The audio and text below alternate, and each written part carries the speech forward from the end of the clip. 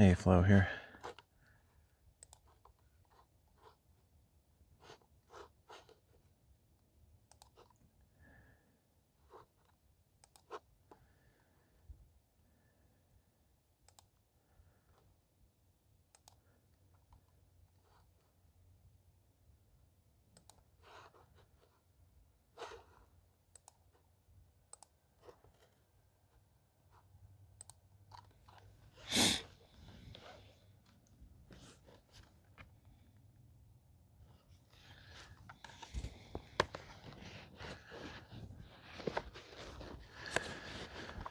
I don't know if you can see the rainbow on the stream, but there's a little rainbow out there.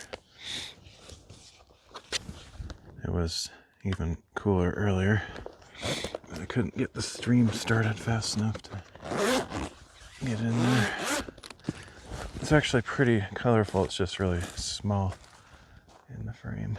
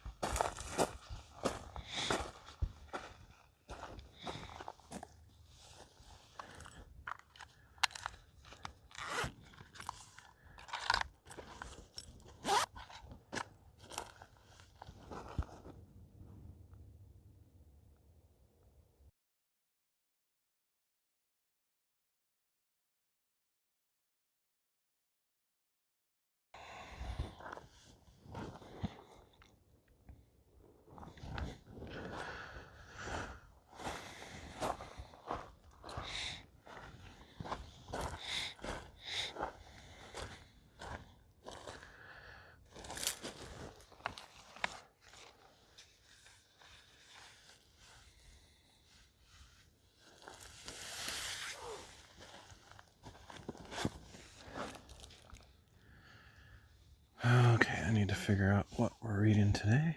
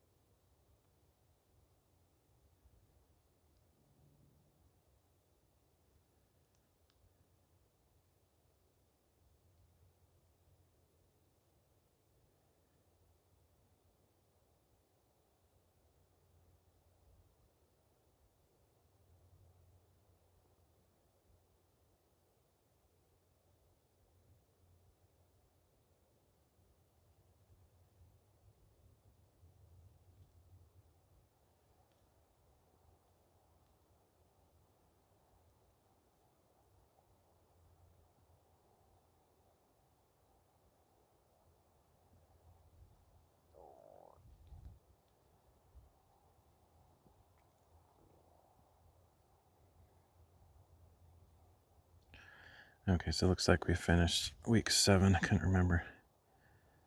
Wow, this next reading for today has quite a few chapters. Partial chapters, at least.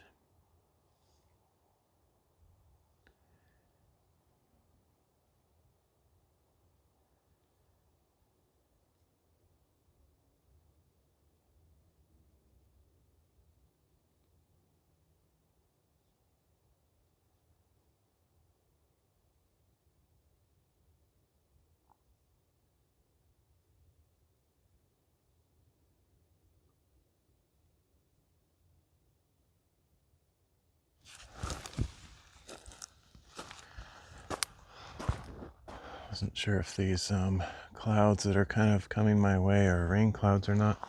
There's definitely rain clouds over there where that rainbow is. Wonder if I can zoom up on that just for fun before I get started.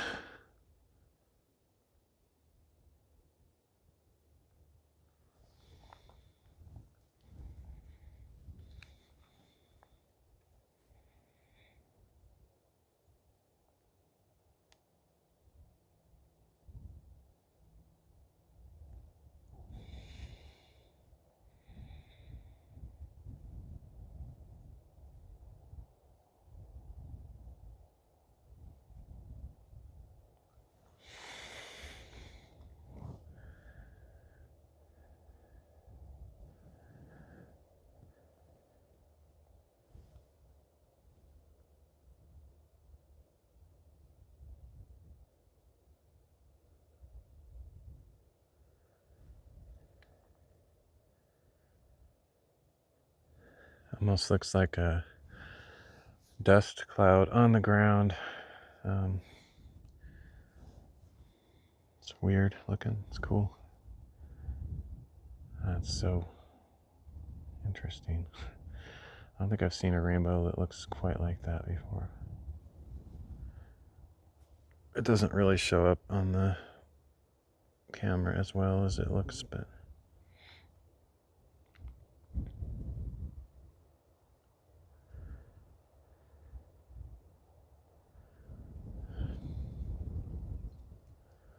oops.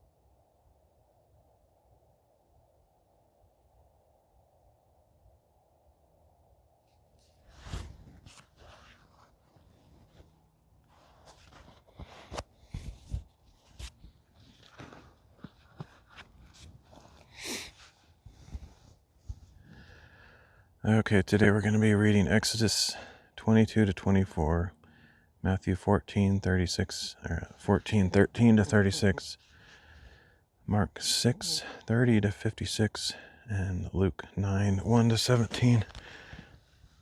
It's a pretty long reading. I'll get some water. It's a pretty steep hike up here. I didn't really drink much on the way.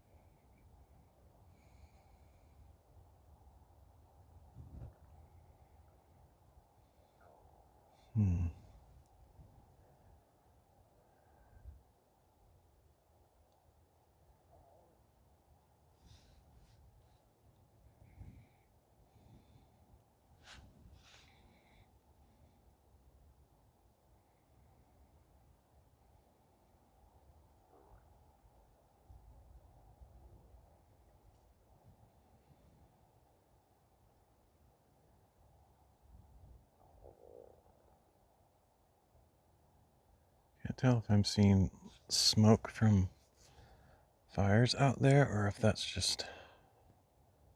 I can't tell what that is, actually. Hopefully it's not fires.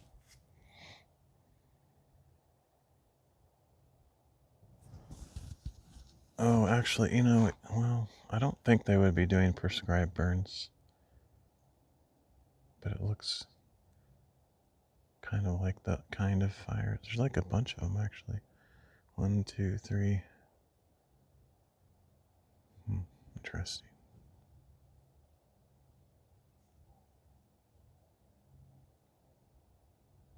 It could be just dust also.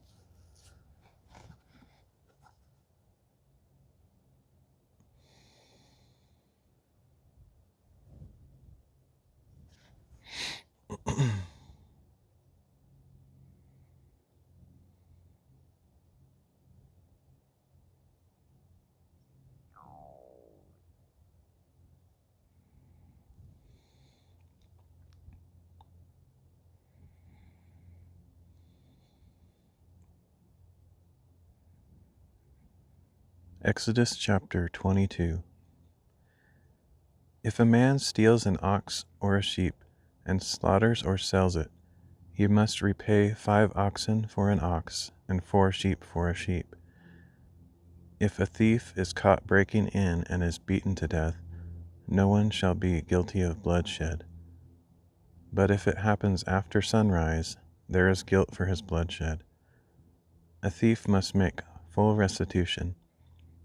If he has nothing, he himself shall be sold for his theft. If what was stolen is actually found alive in his possession, whether ox or donkey or sheep, he must pay back double. If a man grazes his livestock in a field or vineyard, and allows them to stray so that they graze in someone else's field, he must make restitution from the best of his own field or vineyard. If a fire breaks out and spreads to thorn bushes, so that it consumes stacked or standing grain, or the whole field, the one who started the fire must make full restitution. If a man gives his neighbor money or goods for safekeeping, and they are stolen from the neighbor's house, the thief, if caught, must pay back double. If the thief is not found, the owner of the house must appear before the judges to determine whether he has taken his neighbor's property. In all cases of illegal possession of an ox, a donkey, a sheep, a garment, or any lost item that someone claims, "This is mine," both parties shall bring their cases before the judges. The one whom the judges find guilty must pay back double to his neighbor. If a man gives a donkey, an ox, a sheep, or any other animal to be cared for by his neighbor, but it dies or is injured or stolen while no one is watching, an oath before the Lord shall be made between the parties to determine whether or not the man has taken his neighbor's property. The owner must accept the oath and require no restitution. But if the animal was actually stolen from the neighbor, he must make restitution to the owner. If the animal was torn to pieces, he shall bring it as evidence. He need not make restitution for the torn carcass. If a man borrows an animal from his neighbor and it is injured or dies while its owner is not present, he must make full restitution. If the owner was present, no restitution is required. If the animal was rented, the fee covers the loss. If a man seduces a virgin who is not pledged in marriage and sleeps with her, he must pay the full dowry for her to be his wife. If her father absolutely refuses to give her to him, the man still must pay an amount comparable to the bridal price of a virgin. You must not allow a sorceress to live. Whoever lies with an animal must surely be put to death. If anyone sacrifices to any god other than the Lord alone, he must be set apart for destruction. You must not exploit or oppress a foreign resident, for you yourselves were foreigners in the land of Egypt. You must not mistreat any widow or orphan. If you do mistreat them, and they cry out to me in distress, I will surely hear their cry. My anger will be kindled, and I will kill you with the sword. Then your wives will become widows, and your children will be fatherless. If you lend money to one of my people among you who is poor, you must not act as a creditor to him. You are not to charge him interest. If you take your neighbor's cloak as collateral, return it to him by sunset, because his cloak is the only covering he has for his body. What else will he sleep in? And if he cries out to me, I will hear, for I am compassionate. You must not blaspheme God or curse the ruler of your people. You must not hold back offerings from your granaries or vats. You are to give me the firstborn of your sons. You shall do likewise with your cattle and your sheep. Let them stay with their mothers for 7 days, but on the 8th day you are to give them to me. You are to be my holy people. You must not eat the meat of a mauled animal found in the field. You are to throw it to the dogs.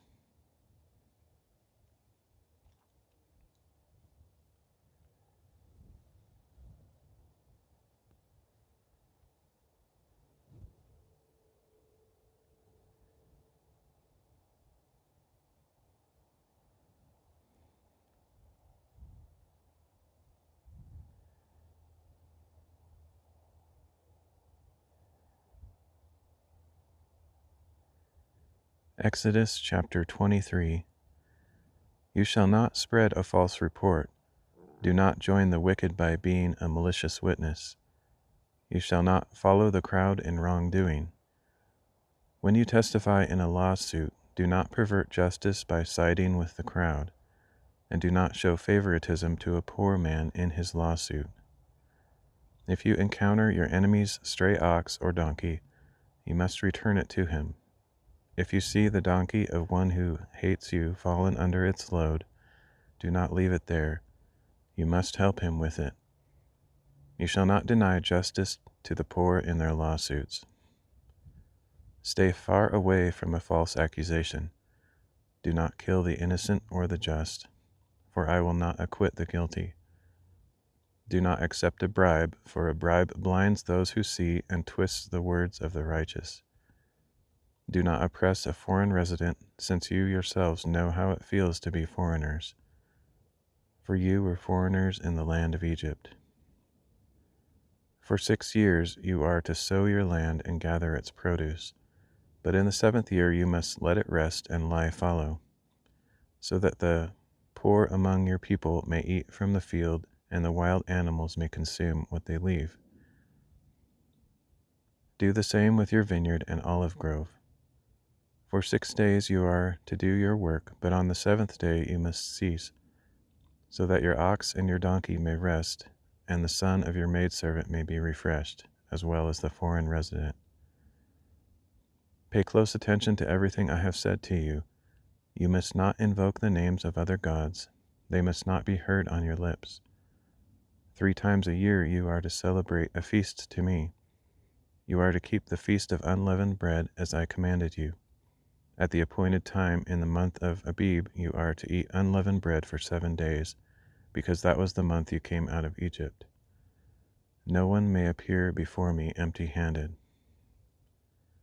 You are also to keep the feast of harvest with the first fruits of the produce from what you sow in the field, and keep the feast of ingathering at the end of the year when you gather your produce from the field. 3 times a year all your males are to appear before the Lord God. You must not offer the blood of my sacrifices with anything leavened, nor may the fat of my feast remain until morning. Bring the best of the first fruits of your soil to the house of the Lord your God. You must not cook a young goat in its mother's milk. Behold, I am sending an angel before you to protect you along the way and to bring you to the place I have prepared. Pay attention to him and listen to his voice. Do not defy him, for he will not forgive rebellion, since my name is in him. But if you will listen carefully to his voice and do everything I say, I will be an enemy to your enemies and a foe to your foes. For my angel will go before you and bring you into the land of the Amorites, Hittites, Perizzites, Canaanites, Hivites, and Jebusites, and I will annihilate them. You must not bow down to their gods or serve them or follow their practices. Instead, you are to demolish them and smash their sacred stones to pieces. So you shall serve the Lord your God, and he will bless your bread and your water. And I will take away sickness from among you. No woman in your land will miscarry or be barren. I will fulfill the number of your days. I will send my terror ahead of you and throw into confusion every nation you encounter. I will make all your enemies turn and run. I will send the hornet before you to drive the Hivites and Canaanites and Hittites out of your way. I will not drive them out before you in a single year, otherwise the land would become desolate, and wild animals would multiply against you. Little by little I will drive them out ahead of you, until you become fruitful and possess the land. And I will establish your borders from the Red Sea to the Sea of the Philistines, and from the desert to the Euphrates. For I will deliver the inhabitants into your hand, and you will drive them out before you. You shall make no covenant with them or with their gods. They must not remain in your land, lest they cause you to sin against me. For if you serve their gods, it will surely be a snare to you.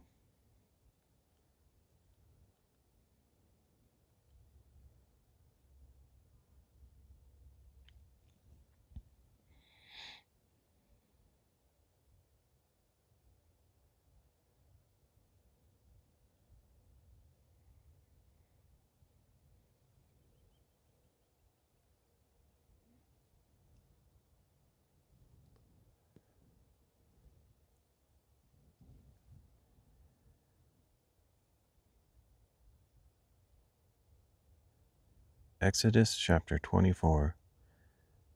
Then the Lord said to Moses, Come up to the Lord, you and Aaron, Nadab and Abihu, and 70 of Israel's elders, and you are to worship at a distance.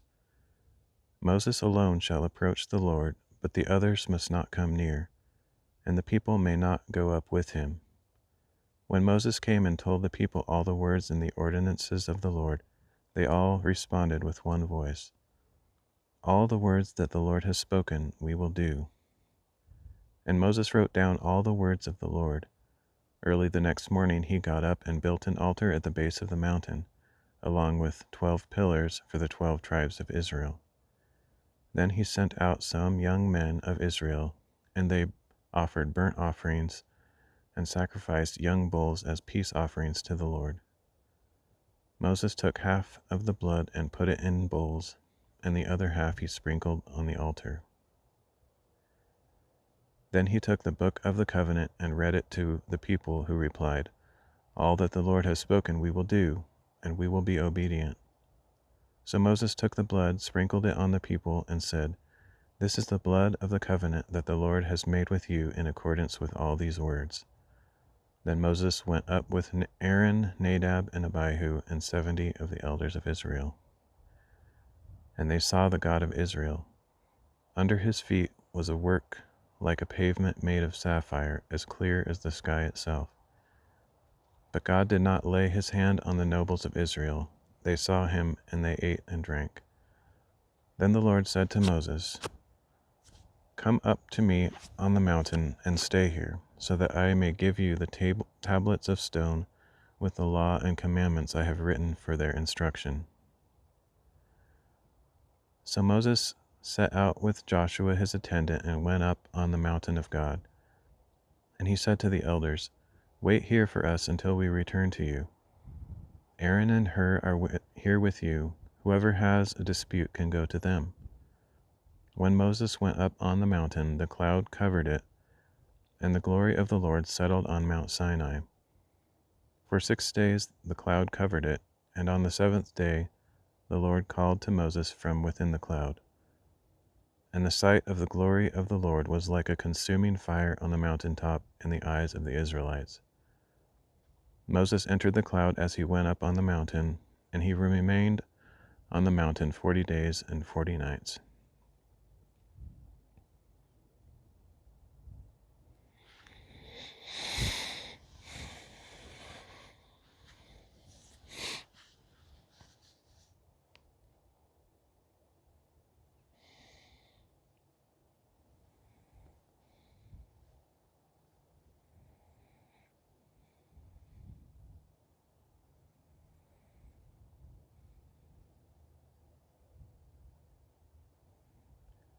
Matthew chapter 14, starting in verse 13.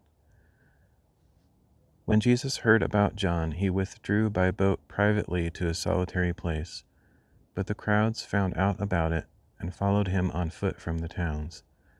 When he stepped ashore and saw a large crowd, he had compassion on them and healed their sick.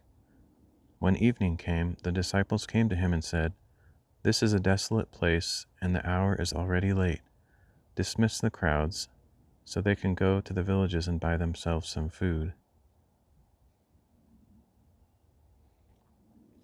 "They do not need to go away," Jesus replied. "You give them something to eat." "We have here only 5 loaves of bread and 2 fish," they answered. "Bring them here to me," Jesus said. And he directed the crowds to sit down on the grass. Taking the 5 loaves and the 2 fish, and looking up to heaven, he spoke a blessing. Then he broke the loaves and gave them to the disciples, and the disciples gave them to the people. They all ate and were satisfied, and the disciples picked up 12 basketfuls of broken pieces that were left over. About 5,000 men were fed, in addition to women and children. Immediately Jesus made the disciples get into the boat and go on ahead of him to the other side, while he dismissed the crowds. After he had sent them away, he went up on the mountain by himself to pray. When evening came, he was there alone, but the boat was already far from land, buffeted by the waves because the wind was against it. During the 4th watch of the night, Jesus went out to them, walking on the sea. When the disciples saw him walking on the sea, they were terrified. "It's a ghost," they said, and cried out in fear. But Jesus spoke up at once. "Take courage, it is I, do not be afraid." "Lord, if it is you," Peter replied, command me to come to you on the water." "Come," Jesus said. Then Peter got down out of the boat, walked on the water, and came toward Jesus. But when he saw the strength of the wind, he was afraid, and beginning to sink, cried out, "Lord, save me." Immediately Jesus reached out his hand and took hold of Peter. "You of little faith," he said, "why did you doubt?"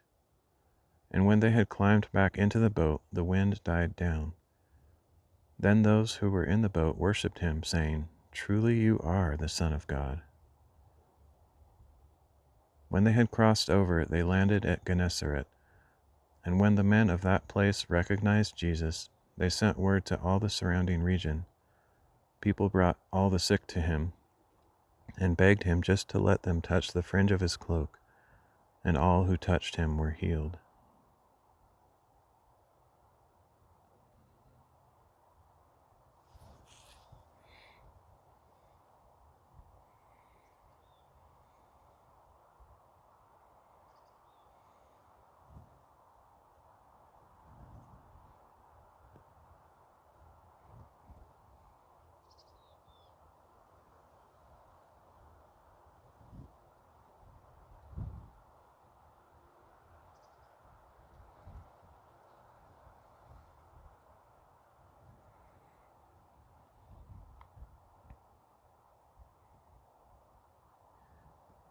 Mark chapter 6, starting in verse 30.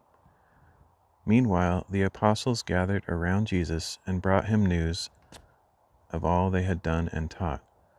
And he said to them, "Come with me privately to a solitary place, and let us rest for a while." For many people were coming and going, and they did not even have time to eat. So they went away in a boat by themselves to a solitary place. But many people saw them leaving and recognized them. They ran together on foot from all the towns and arrived before them. When Jesus stepped ashore and saw a large crowd, he had compassion on them because they were like sheep without a shepherd. And he began to teach them many things. By now the hour was already late, so the disciples came to Jesus and said, "This is a desolate place, and the hour is already late. Dismiss the crowd so they can go to the surrounding countryside and villages and buy themselves something to eat." But Jesus told them, "You give them something to eat." They asked him, "Should we go out and spend 200 denarii to give all of them bread to eat?" "Go and see how many loaves you have," he told them. And after checking, they said, 5, and 2 fish. Then Jesus directed them to have the people sit in groups on the green grass. So they sat down in groups of hundreds and fifties. Taking the 5 loaves and the 2 fish and looking up to heaven, Jesus spoke a blessing and broke the loaves. Then he gave them to his disciples to set before the people, and he divided the 2 fish among them all. They all ate and were satisfied, and the disciples picked up 12 basketfuls of broken pieces of bread and fish, and there were 5,000 men who had eaten the loaves. Immediately, Jesus made his disciples get into the boat and go on ahead of him to Bethsaida, while he dismissed the crowd. After bidding them farewell, he went up on the mountain to pray. When evening came, the boat was in the middle of the sea, and Jesus was alone on land. He could see that the disciples were straining to row because the wind was against them. About the 4th watch of the night, Jesus went out to them walking on the sea. He intended to pass by them, but when they saw him walking on the sea, they cried out, thinking he was a ghost. For they all saw him and were terrified. But Jesus spoke up at once. "Take courage, it is I. Do not be afraid." Then he climbed into the boat with them, and the wind died down. And the disciples were utterly astounded, for they had not understood about the loaves, but their hearts had been hardened. When they had crossed over, they landed at Gennesaret and moored the boat. As soon as they got out of the boat, the people recognized Jesus and ran through that whole region, carrying the sick on mats to wherever they heard he was. And wherever he went, villages and towns and countrysides, they laid the sick in the marketplaces and begged him just to let them touch the fringe of his cloak, and all who touched him were healed.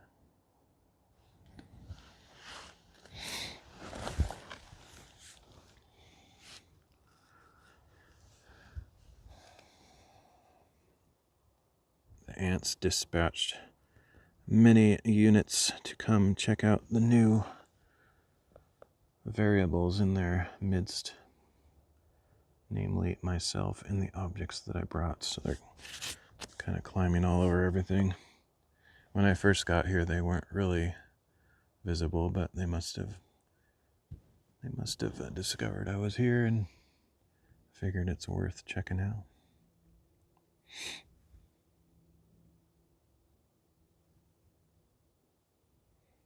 All right, one more partial chapter in this reading, and that's it.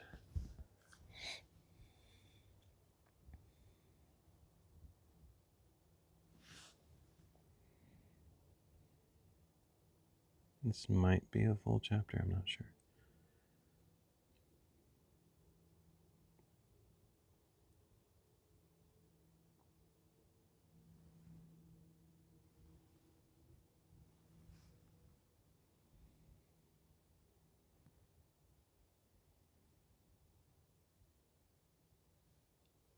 Luke chapter 9. Then Jesus called the 12 together and gave them power and authority over all demons and power to cure diseases. And he sent them out to proclaim the kingdom of God and to heal the sick. "Take nothing for the journey," he told them. "No staff, no bag, no bread, no money, no second tunic." Whatever house you enter, stay there until you leave that area. If anyone does not welcome you, shake the dust off your feet when you leave that town as a testimony against them." So they set out and went from village to village, preaching the gospel and healing people everywhere. When Herod the Tetrarch heard about all that was happening, he was perplexed, for some were saying that John had risen from the dead, others that Elijah had appeared, and still others that a prophet of old had arisen. "I beheaded John," Herod said, "but who is this man I hear such things about?" And he kept trying to see Jesus. Then the apostles returned and reported to Jesus all that they had done. Taking them away privately, he withdrew to a town called Bethsaida. But the crowds found out and followed him. He welcomed them and spoke to them about the kingdom of God, and he healed those who needed healing. As the day neared its end, the 12 came to Jesus and said, "Dismiss the crowd so they can go to the surrounding villages and countryside for lodging and provisions, for we are in a desolate place here." But Jesus told them, "You give them something to eat." "We have only 5 loaves of bread and 2 fish," they answered, "unless we go and buy food for all these people." There were about 5,000 men. He told his disciples, "Have them sit down in groups of about 50 each." They did so, and everyone was seated. Taking the 5 loaves and the 2 fish, and looking up to heaven, Jesus spoke a blessing and broke them. Then he gave them to the disciples to set before the people. They all ate and were satisfied, and the disciples picked up 12 basketfuls of broken pieces that were left over.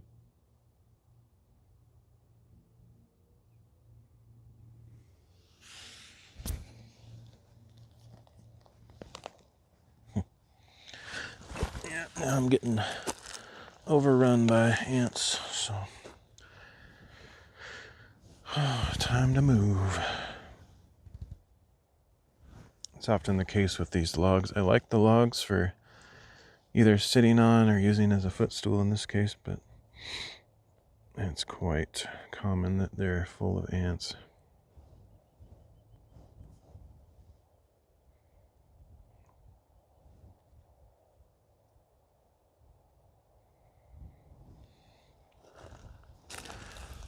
Alright.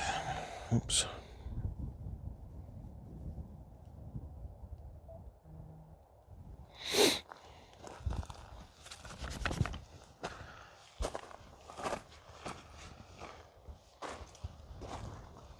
I was sort of trying to decide if I want to do a second reading here somewhere. I like to at least change the camera angle, and I could do that, but I think I'll find another spot somewhere.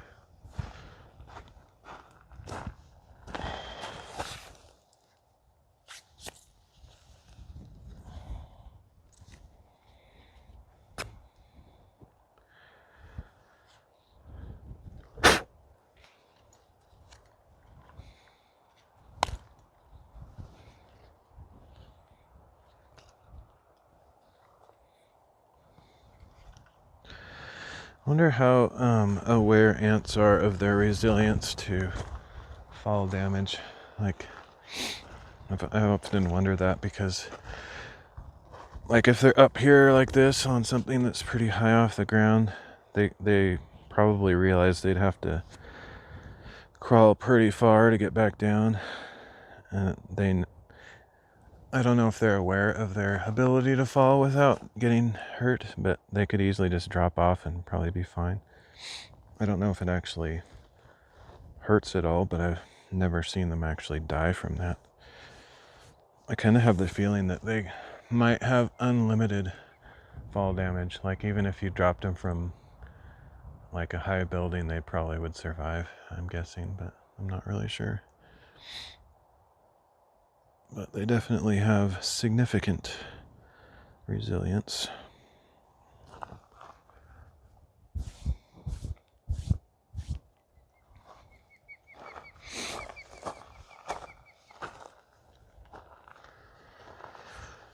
All right. Alright, well, I guess I'll pack my stuff up.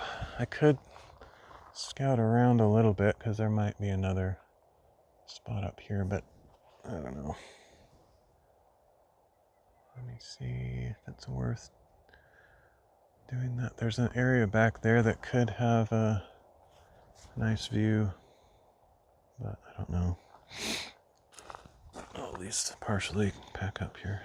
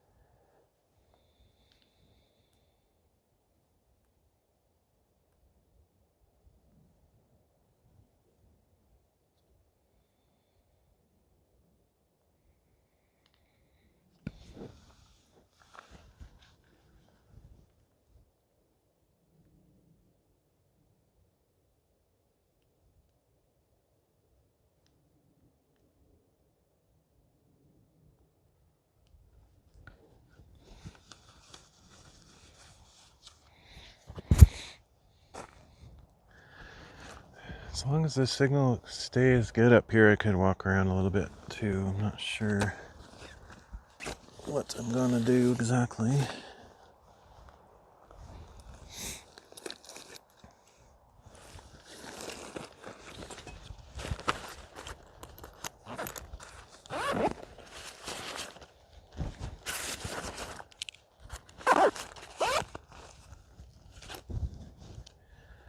Wish I could remember if there's any spots up here that are worth trying to stream from, but I haven't been scouting for Bible reading spots very long. I have general, like very vague memories of some places. Like I knew this place would be good, but I don't remember what the rest of the mountain looks like. My general memory impression is that there's another spot over on the other side, but I think if this is the place I'm thinking of, the signal will be trash over there, so it might not work.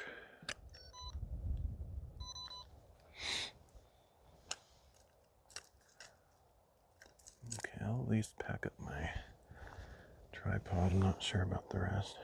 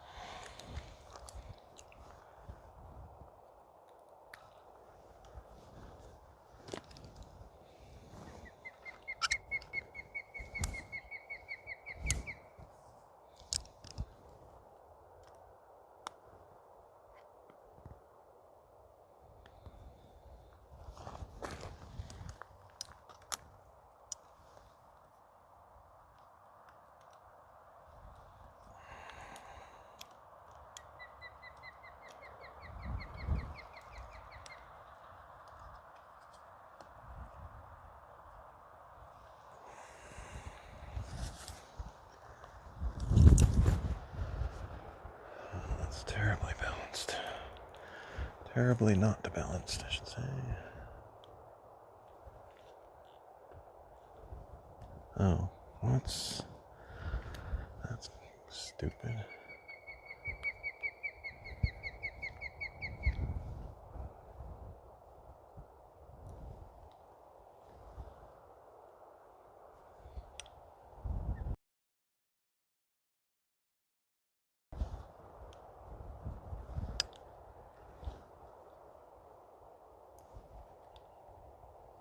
That's pretty good.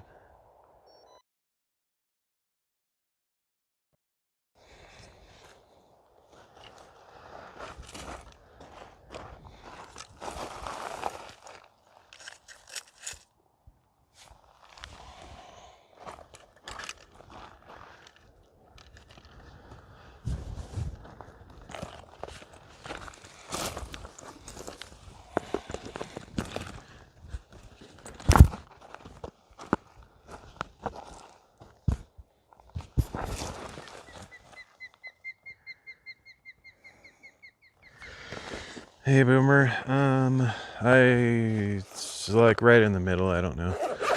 Didn't just start, didn't just end. I just finished the Bible reading, but I'm gonna keep going for a bit.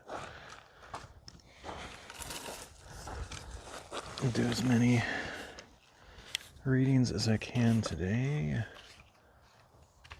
So yesterday I finished, well, sort of finished.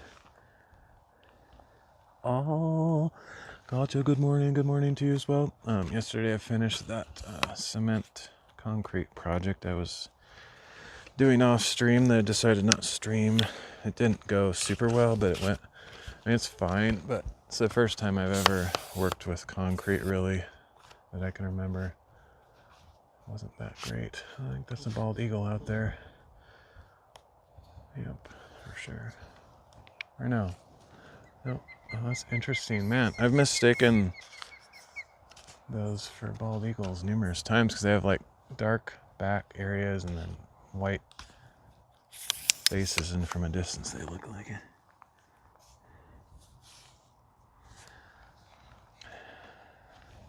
Yeah, not mortar. I didn't do bricks. It's more concrete pouring, and I had forms and stuff that I made that were pretty good, but I didn't make it so I could, whatever you call it, like put a board across the top to flatten it. So, because I don't know, I didn't really have the capability to set it up that way. And so I couldn't really get it flat, but I'm going to do something later to fix that. It's not as flat as I was hoping. I kind of need it to be flat for what I'm going to put on top of there. It's something that's going to be buried, so it's not incredibly crucial that it looks like, it's not like presentation, it's more of a structural thing that's underground. But yeah, anyway, it was difficult. I was just doing it by myself, and it's not necessarily, it wouldn't have necessarily helped that much to have a helper, but it just was kind of complicated. Yay. Another spammer, woo. So exciting. It's so crazy how bad Kick has gotten with those. That's pretty much all I get on Kick these days, is those pointless spam comments. Tempted to leave my chair out because there's a good chance that I might find a place to stream again. There's no point to put everything away, but I don't know. We'll see.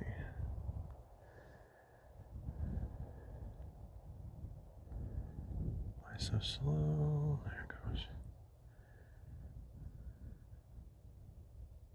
goes. Whoa, you can get verified. Yeah. I don't even know what that means. Verified, yay. I need someone to verify me, please. I'm not really sure if I exist.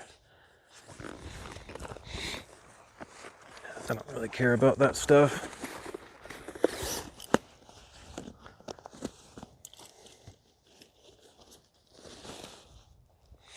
I could get you verified by giving you 500. If you give me $5,000, I'll send a bunch of bots to your channel. Oh, so stupid. I can't believe that those things exist, that there's actually people running those scams, because I can't actually imagine anybody falling for that. Does anybody actually fall for that? Like, I don't think I believe it. I mean, I know there's some really gullible people out there, But usually it's like older people, and there's not very many older people streaming. And the few people that are old, like me or others that stream, are pretty technically savvy, and like streamers in general are pretty tech savvy and not dumb. So we're the wrong clientele for scammers. Like, it's just, I don't get it. Usually scams exist because they work to some degree.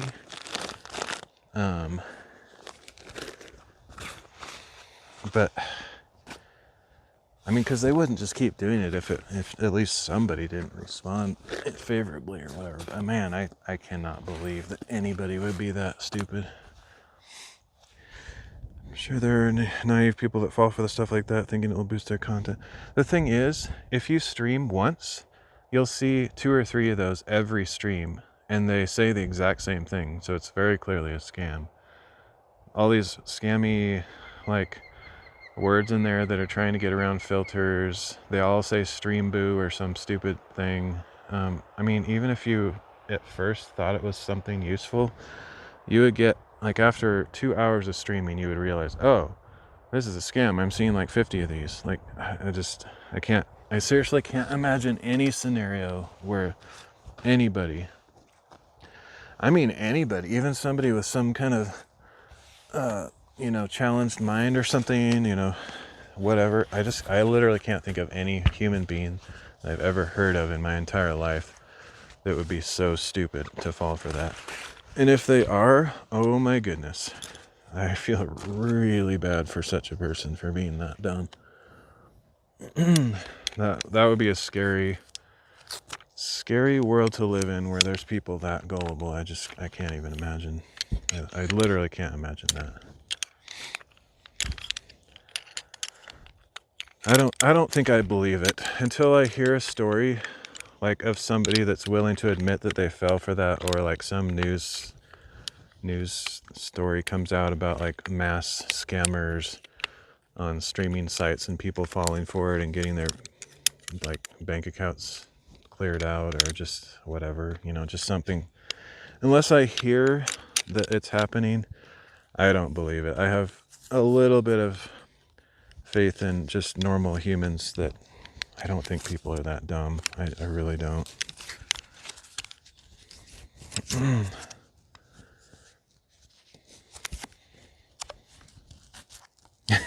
What would be really pathetic is if that's what we're seeing, like on the, like the big streamers, maybe big successful streamers, the only reason they are is because of those scams, and there's really no actual successful streamers out there. That'd be hilarious. Like the whole streaming world is completely a failure. Nobody succeeds. Like nobody succeeds in making more than like $100 a month in reality. The rest is all scams. Can you imagine how that would be hilarious? My job is to think like a really naive or self-sabotaging user so I can believe it. Bugs, issues we reported to us. Well, I agree with that. But usually that's because you're selling a product to the general public. But streamers, I don't think streamers are dumb and gullible in general. I've never seen one. Like, I've been part of the streaming world for 6 years now. First of all, a lot of them are young, and young people aren't as dumb as you think they are. They're actually more tech savvy than old people. Like, young people are born into technology, so they know all about scams. They know scams are just a waste of time. I have a really hard time believing it. If it was the general public and there's a bunch of old people in retirement homes in the streaming world, then sure. But I mean, I have a really hard time believing it. I know plenty of naive and delusional streamers, though. There are street smarts versus book smarts. I guess I don't know any of those. Like, I've literally met hundreds, if not thousands, of people in the streaming world. I can't think of a single one that I've met that isn't completely savvy to the whole that whole scam thing going around, because it doesn't even really try to hide itself. It's so obvious. They keep using the same tactics over and over again. They haven't even changed their tricks. Yeah, even you saying that, I still don't believe it. I still don't believe that there's a single person that's fallen for those until I hear about it. And then I'm not going to mock that person, but I'm going to be like, whoa. I hope you learned your lesson, and I hope you're the only person that's ever fallen for that, because it is genuinely pathetic if you fall for that. Genuinely pathetic. Laughably pathetic. Like you said, if they keep trying, it has to work. I suppose it's obviously automated though, so it doesn't really take any effort on their part. So it might not actually be doing anything for them, but since they just have some automated script running on some server that they own, it doesn't cost them a dime to spam a streaming site. Literally costs them $0. So they could just have this script running around. It doesn't, if it doesn't, even if it doesn't work, at least they're trying, I guess. It's like the graphic design bots. What's the profit margin on making graphics for streamers? It's the grift. Yeah, I don't get it. Like, streamers are poorer people. Like, they can't afford to pay for services. Like, so it's not even the right type of people to be asking that.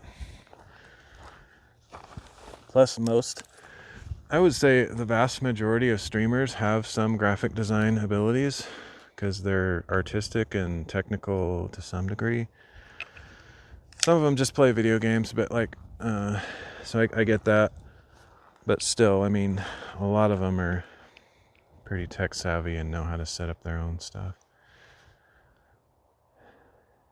Yeah, I mean, those ones, I can't tell if those are actually bots or humans sometimes. It's hard to tell because they could just be some, relatively poor person in another country that knows enough to speak English or write some scripts. And because sometimes they'll actually go back and forth a few times. Most of the time it's just they say a bunch of pointless comments and then ask if you need graphic design services. But yeah, it's weird.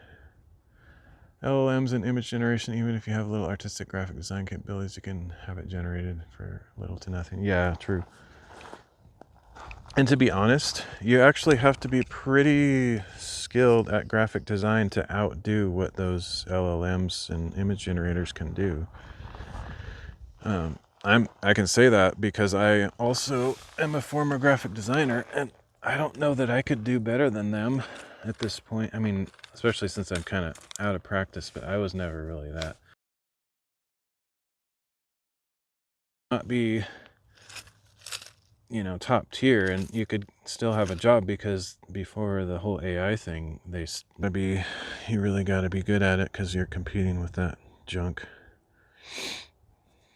And I don't even know if there's going to be much motivation to be an artist for hire because I don't know. It's discouraging. I don't really like to talk about it that much, but it's just, part of our reality in this day and age. So. Same with programmers and all that. It's not very... Oh, that Diary of a CEO interviewed another top tier guy. I guess he's a former leader of Google. Not like the CEO of Google, but just fairly high up in Google. And he's equally concerned with that other guy that I mentioned a while back about the future of AI. I think that there's a little bit of alarmist in those guys. I mean, I don't just believe everything they say, but when people that worked for those companies are genuinely concerned, then even if everything they say doesn't happen, it's still something we should consider because they're the people that actually made the AI and they're concerned. Some of them actually quit their jobs because of it. Like, they had really good high-paying jobs, security, and they choose to quit their jobs because they're kind of concerned with what AI is going to do. I mean, you can't just ignore that kind of stuff. Anyway, it is what it is. I guess we'll find out. I don't really want to find out, but we will. We'll find out soon enough. A lot of them say 2026 to 2027 is when we'll hit AGI, which I don't necessarily doubt that at the rate it's going. And who knows what that actually means for us. If anything will change, I don't know, but it might. The unsettling part is it could be self-fulfilling prophecy because the models are trained from the data on the internet, including that interview. I know. I mean, I've never once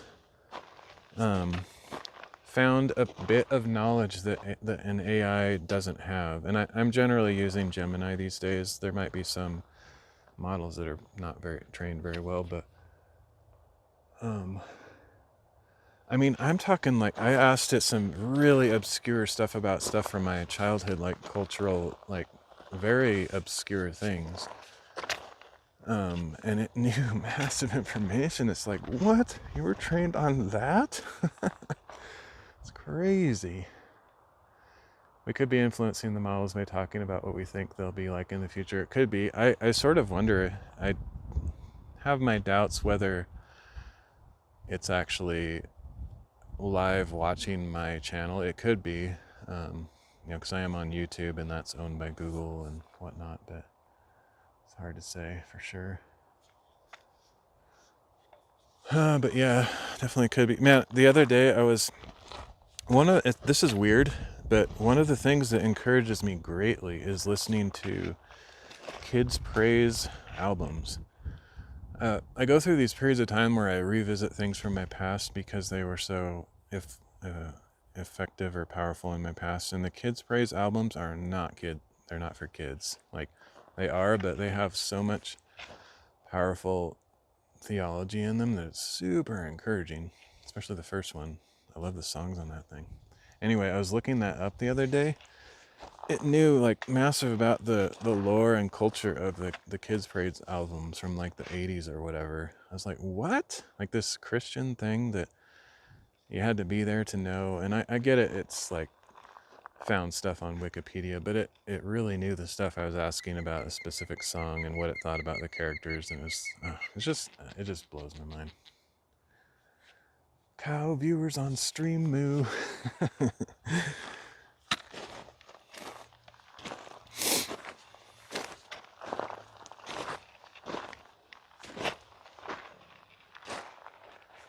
It actually knew, like, there's this song that has this this voice in it that's not like the others, and I was talking to it about that. Like, I was thinking it's probably the voice of Ernie Rotino's future wife, and it was saying, that's an interesting theory, because it didn't actually know, but it said it does have a whimsical, different character to that voice. So it was aware not only that song existed, but which voice I was talking about. It's really, that's crazy, man.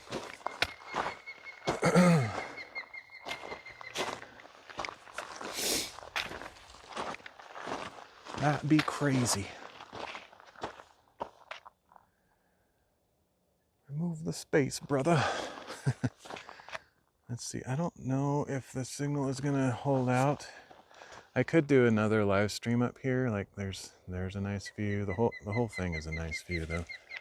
I don't really know. I mean, not another live stream. Another Bible reading is what I meant to say. But I like each reading to have a different background so that they don't look essentially identical. So I'm gonna check over this side of the mountain and see if there's a different angle I can find.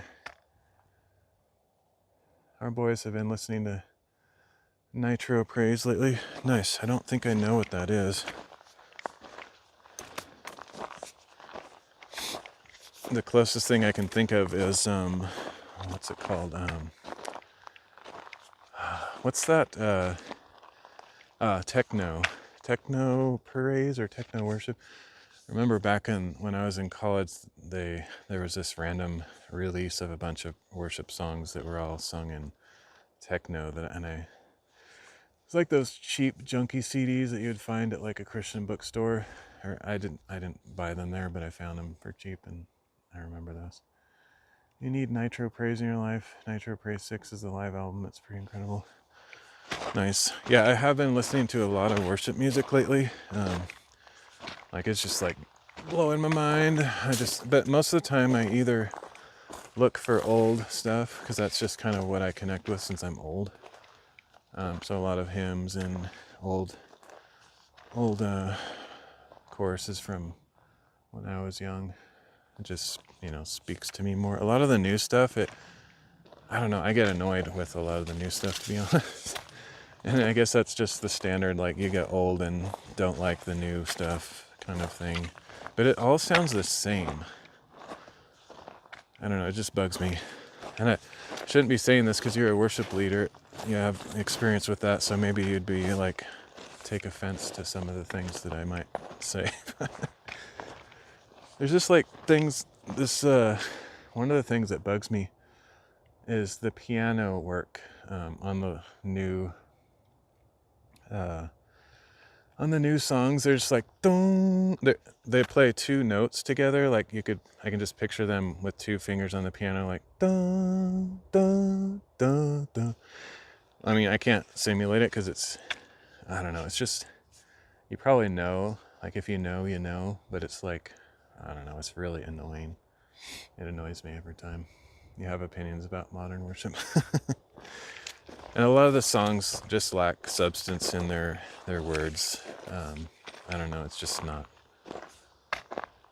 I like new songs if they actually have deep, powerful, connected, meaning to me. Like there's definitely some that come out, but it also annoys me a little bit that it's always the same guys. Like, if you can find a modern worship song that's not written by Matt Redman or Chris Tomlin, good luck, because pretty much they write all of them, which they're very gifted guys, and I like some of their songs, but it's just like, really? Is there anyone else doing this? One thing I've noticed, or Phil Wickham, one thing I've noticed is that they seem to be focused on us, not on praising God for who he is and what he's done, etc. Yeah, I agree. I mean, I can understand, because I also like some of that, because part of the reason we worship him is because of what he's done for us. So that's very compelling lyrics at times. But yeah, it gets a little bit imbalanced for sure. Yeah, I don't know, this shouldn't annoy me, but it also annoys me that everything comes out of Nashville. Like, it's all from Nashville. Everything. Elevation, Steve Furtick, Maverick, City of God, Karen's Phil Wickham. Yeah, it's weird. Like, there's these just big clearinghouses, and now that AI is a thing, I mean, they could just be like pumping new songs out using AI for all I know. But yeah, it's all the same publishers, it seems like. Hillsong, Elevation, whatever some of those other ones are, I don't know. I mean, there's some awesome songs in there, don't get me wrong. There's some that I really like, but it's just, I don't know, it just feels like kind of, it's almost like just a money-making machine. And I don't know how they necessarily make money from it, but I'm sure they do. It just feels kind of like commercialized Christianity. The other thing I don't like about most of the videos is that it just shows these people passionately singing, like the camera's just looking at them the whole time. Like, I mean, are we worshiping God, or are we like trying to get attention to that person that's singing? It just, I don't know. I don't really like looking at people when I'm singing to God. Like, that's part of the reason I think people close their eyes and stuff, but it's just like, I don't know, all the body language and it is a money-making machine, and I can explain how they make money off it. The crowd is almost always by invite, usually choir members. Oh, really? Interesting. I didn't know that. Doesn't necessarily surprise me, but yeah, I don't know. There's something about, like, it's almost like they're crafting their body language to look more righteous or something. And I'm guessing they probably really are worshiping the Lord when they're singing. So I can't claim to know what's going on in their hearts and stuff. But I can't really watch that stuff because it just looks like piety on display or something. Like, look at me, I don't know, just whatever. I have troubles with it. Maybe it's just my issue. But honestly, even though they're cheesy, I'd rather just watch those lyric videos that have like, nature photos in the background, just because at least I'm not having to like watch some person do a bunch of dancing and random motions to look cool. Of the big groups, there are some things coming out of Passion Still, Christian Stanfield, also Worship Circle.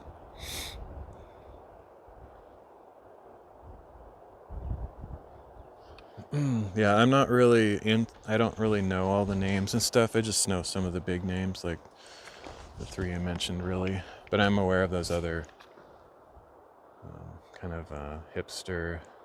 I don't know, they feel very hipster to me, like the ones you're talking about, where has a attractive guy or female with fancy clothes and hairstyles, looking all nice with the 50 camera angles, people walking around getting nice angles and then showing the crowds, and like, yeah, it's just I don't know, something about it just a little bit bothersome. But yeah, I do like some of the songs. There's a couple that I've been listening to that fit in that category. I'm not sure I'll be able to summon the memory of their titles, but Speak the Name of Jesus. I like that one. Is it Charity Gale or something? I like that song because it's really powerful, just speaking the name of Jesus over everything, especially when it talks about, over my family and stuff. It's just, that means something to me. But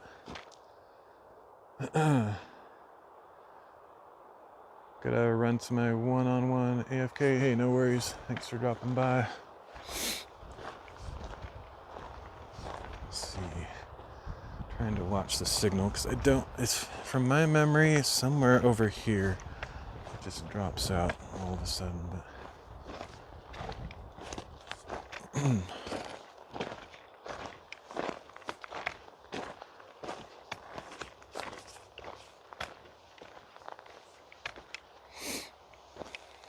if there's another view over here, I could just do one right here, I guess. It's different enough to warrant a reading here. We'll see. I'll keep this spot in my mind as a possibility, and then I'm going to walk over this way just a little bit more in case there's something even better, but kind of don't think so. Actually, I think I don't even usually come over here because it's sort of a dead end with a bunch of bushwhacking, if I remember right. Yeah, pretty heavy bushwhacking on this side. Even those gnarly little bushes sometimes look kind of cool, but not as much of a view over here. So I think I will head back over this way. I could do it by these couple big trees too. That would be something different. Maybe I'll do that. Let me see. If I can get like an angle that shows the big trees and the view in the background, that might be kind of nice. I don't know if I can get that angle though. I want to try to, even though they don't all have to like be amazing views, but I want to get like a bunch of different looking things so that when you're scrolling through all the readings, they don't just look all the same. I want to like find, unique scenery that stands out from the rest. The ones that to me stand out probably visually the most are when I'm able to find a spot by the river or a lake that has a good signal, because those are just like super beautiful. But it's actually surprisingly, or not surprisingly, but like it's kind of rare to find a spot close to a river or lake that has a strong signal, because usually those are the lowest points around. And typically it's the higher elevation spots that get more line of sight to cell towers. So down in the ravines and valleys, it's harder to get a strong cell signal. Alright, so I guess I'll do a reading up here.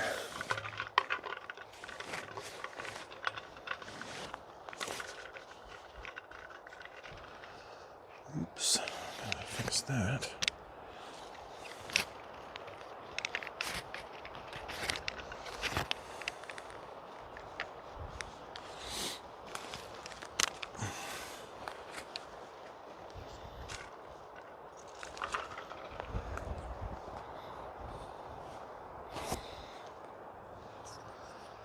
Alright, put this down and start unpacking.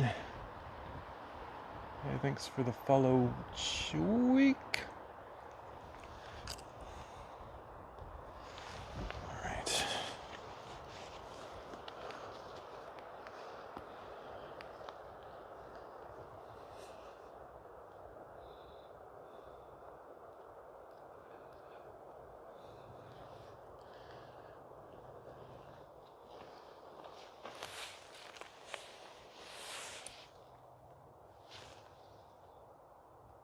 It's probably just Chuck, but interesting spilling.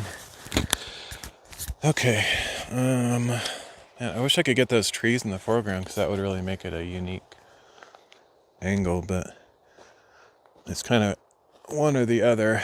Can't really get both the... Well, maybe I could do a super wide angle and get it. I don't know. Probably not.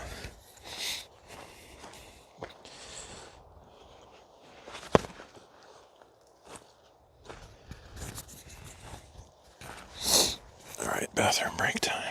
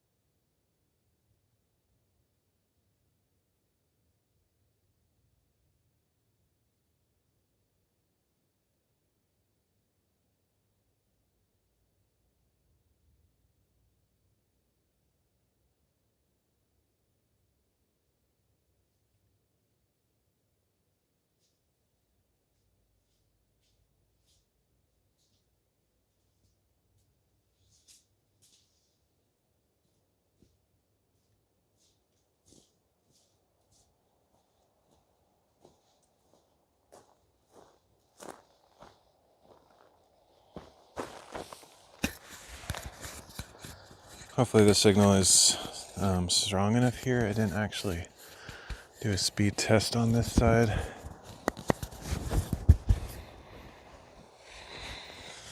Guess I could do it with my second phone. I can't really do speed tests with my main phone when I'm using it to stream.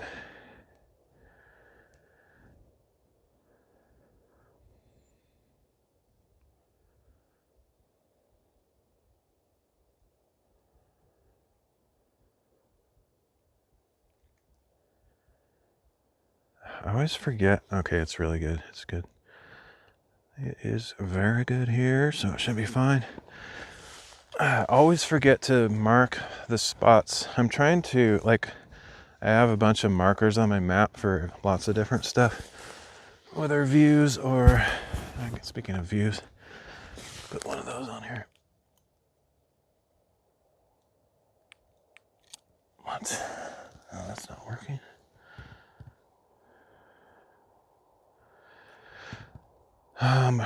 For views and peaks and rocks, all sorts of stuff. But I've been wanting to have markers on my map for the places that I do the WordHike readings, so that I remember which places I've done it, so I can kind of glance at my map and figure out if I've been a place or not with this content. There we go. So I'm trying not to, I mean, eventually I'll probably have to repeat, but I'm trying to avoid doing multiple readings in the same spot. There's a few places that I'll probably do that with, because they're just either my favorite spots or just a little bit more convenient, less traveling. Today I'm actually out farther than normal, so it's a little bit more expensive because I have to use more gas to get here. But I wanted to go somewhere a little bit different today.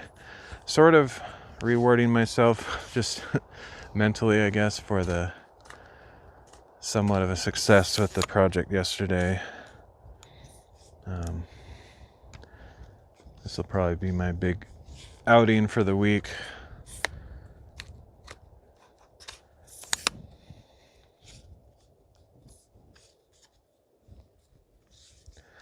I'm actually not done with the project, but the concrete's pretty thick. It's like probably like 16, 18 inches thick or something.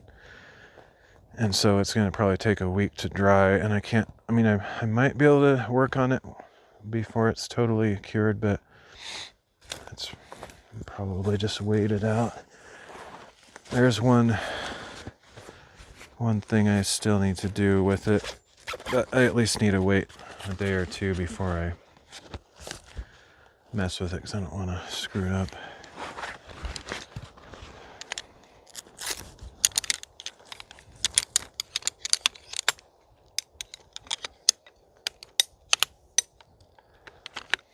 Guess I could show what I'm doing. Not that it's that interesting, but there'll be enough time to show the view in a minute.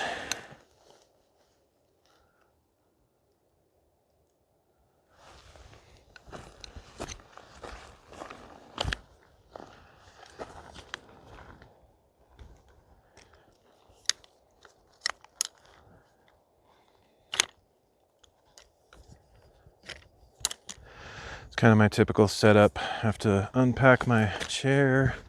I mean, I don't have to. I could save myself some time and pack weight by just not even bringing my chair and doing mostly standing streams, but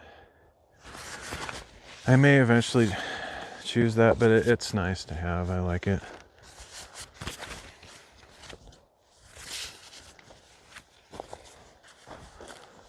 I have a pretty bad back, and so there's certain things that I do that make it worse. And standing isn't my favorite, especially standing like in one place. Like hiking, moving around is really good for my back, but like standing in one spot for a long period of time, like the equivalent of the old standing around in the shopping mall is what I think of. Like when I used to go places with family or friends, usually my mom or sister or somebody, going shopping, and I don't shop, so I just like stand there. It's like one of the worst things for my back. As long as I move around though, like flex my back around, it's not so bad. Okay. I wish I could get this process ironed out a little bit though. Actually, one thing that's cool about doing multiple readings in one stream is I don't have to do the renaming the stream and restarting everything on all the platforms. That saves some time, but there's still quite a few steps.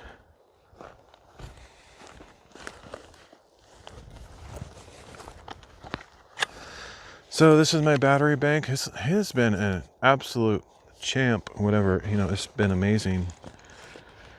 I haven't detected any like fall off in ability, like it's charge life or something like that. And I have this little case that I bought for it, and have this little flexible gear tie thing that I put around my tripod so it's up close to where the phone is for keeping the phone charged while I'm streaming. It also is kind of heavy and it helps stabilize the tripod a little bit with the weight factor.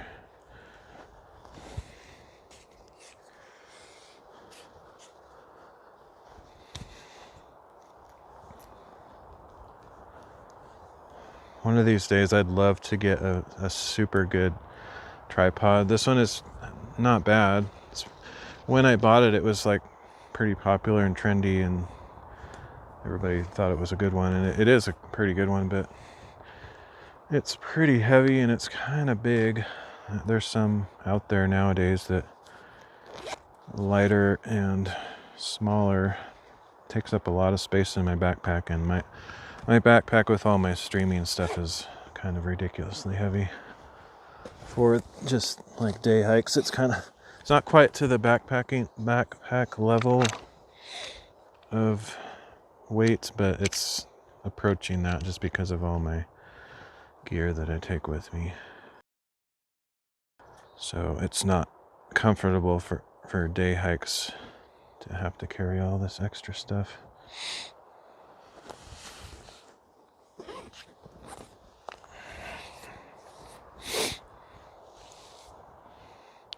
But again, I could definitely do without the chair if I really wanted to. It's not very heavy, but it all adds up. There's actually a trail right here. I've never seen anyone up here. I'm sure people come up here mostly with motorbikes, but dirt bikes, whatever. But I haven't actually seen them here myself. So I think I'll probably have the place all to myself today. Especially since I'm not going to be up here much longer. After I finish this reading, I'll probably head down. Oh, I forgot. I don't really need... I realized recently I can use my gimbal on top of this because it has a 1/4" 20 on the bottom of the gimbal, and then I could have saved myself a few minutes of setting that up. That way I don't have to like transfer it off and on the gimbal, which is pretty time consuming. That's one of the things that takes the longest out of everything, is setting up the tripod, switching between the gimbal and the tripod. It's kind of a pain.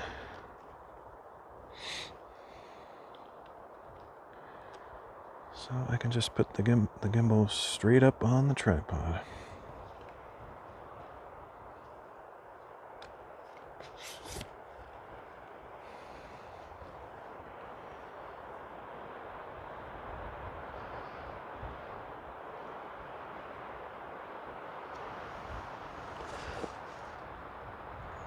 I think it's more stable that way too.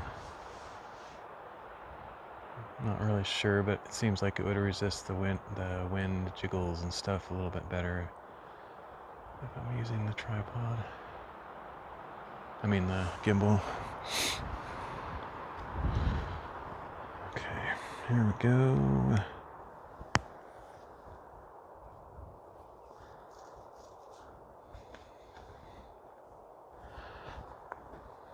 Let's see, do I need anything else?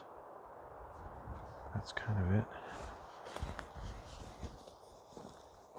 Need my water. Yeah, I need to do that more often, where I combine readings in one stream. Even though I like to go to multiple places in one day, like I could hike up here, do one reading, then hike down and find another place to explore and do the second reading at that other location. I like doing that, but that means twice as much setup and yeah, use a lot more battery that way, all sorts of things.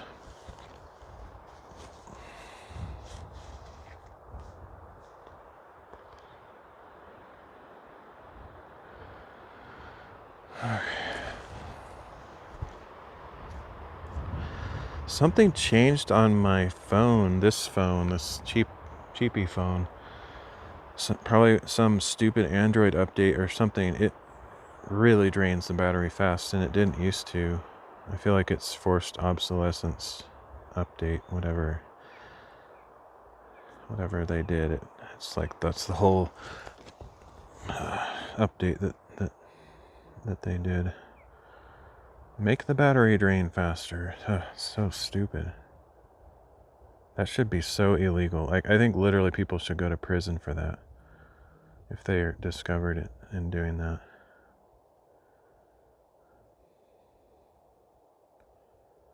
Or definitely fined millions of dollars. They certainly have. The problem is, it's so fines are pointless. Where does the money go? It just goes to some corrupt officials or lawyers. Like, it doesn't go to the people that the people that are harmed by the stupidity. Like, we should all just get a paycheck. Here's $1,000 because these people, made your phone obsolete when it really didn't need to be. So go buy a new phone with that money. That's what should happen if the world was just. But of course it's not here anyway.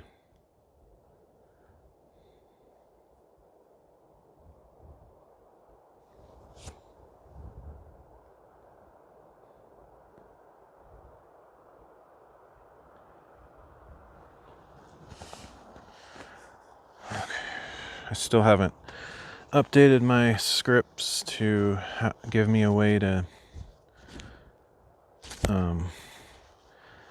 have the reading plan built into the slideshow program. I need to do that, but I don't know. I kind of get tired of just even using AI sometimes. I don't really like spending time on the computer just making a bunch of scripts and stuff.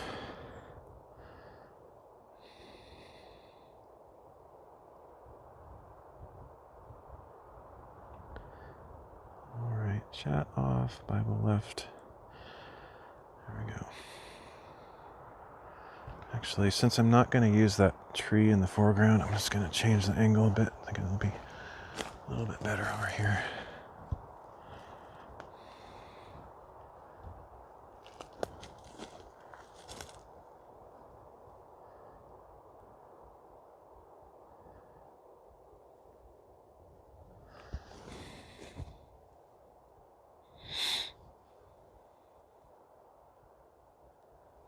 Works for me.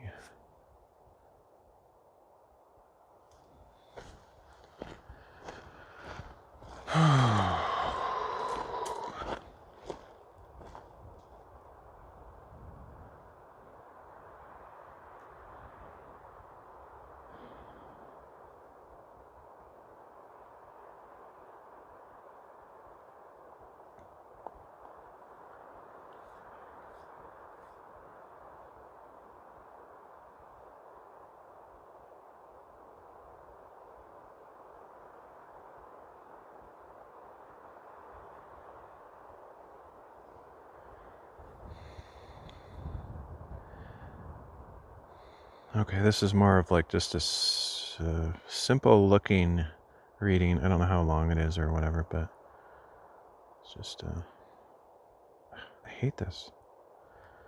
I'm using the Moto, that's a garbage app, man. Garbage.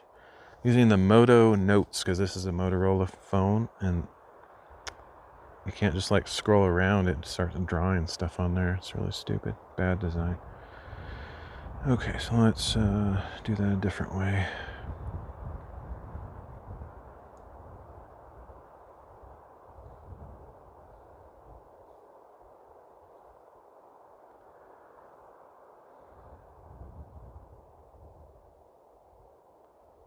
Man, what is going on?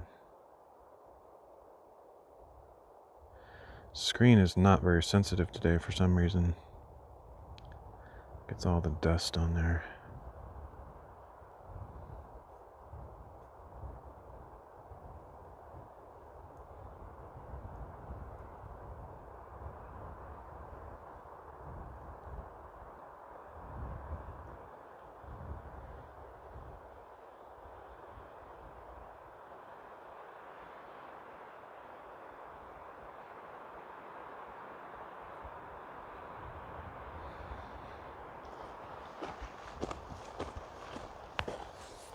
Sure would be nice to have this whole process be seamless and just one push of a button, it's all there for me or whatever. It's kind of a lot of random doings.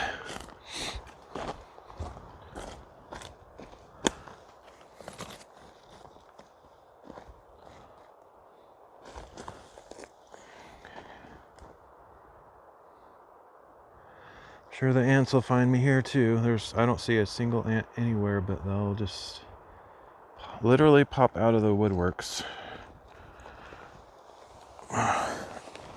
Whoa, okay, that's not gonna work. Yep, there's one right there.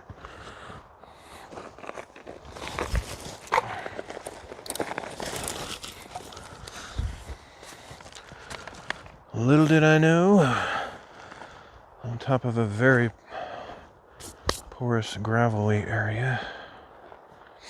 Let's see, need some rocks.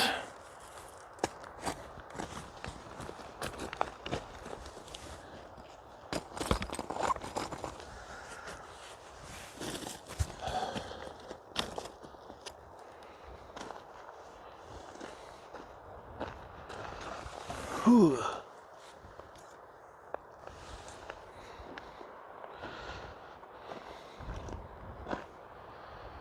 Guess I'll do all four. I really want to find, either buy or make some kind of pad that this chair can sit on for such occasions. I would probably just use it every time by default because it's pretty often that I'm on top of stuff like this that gives way a little bit too easily. That's not gonna work.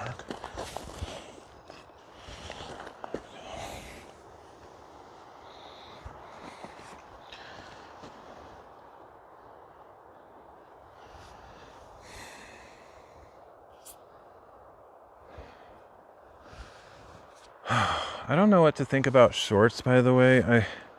I was enjoying them for a while because it got me some engagement on YouTube, but I don't know. I'm kind of already over the gimmick that they are. I don't know if I'm going to keep doing them or not. I will definitely get more new viewers and stuff, followers and all that if I do shorts, but man, it's not really my style. It never was. I never really liked them. I was just doing them because it seemed like they were making a difference, and I do want more people to watch, not because I want to try to earn a living off of YouTube, but just, I'm reading the Bible and I think it's more important than a lot of other content out there.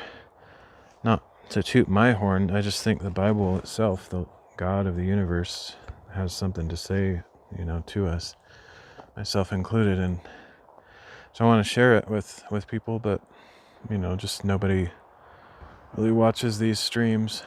So if I got a little wider reach, it would feel like it's making a difference, or it'd be more interesting too. Like, it's kind of boring just to live stream to myself most of the time.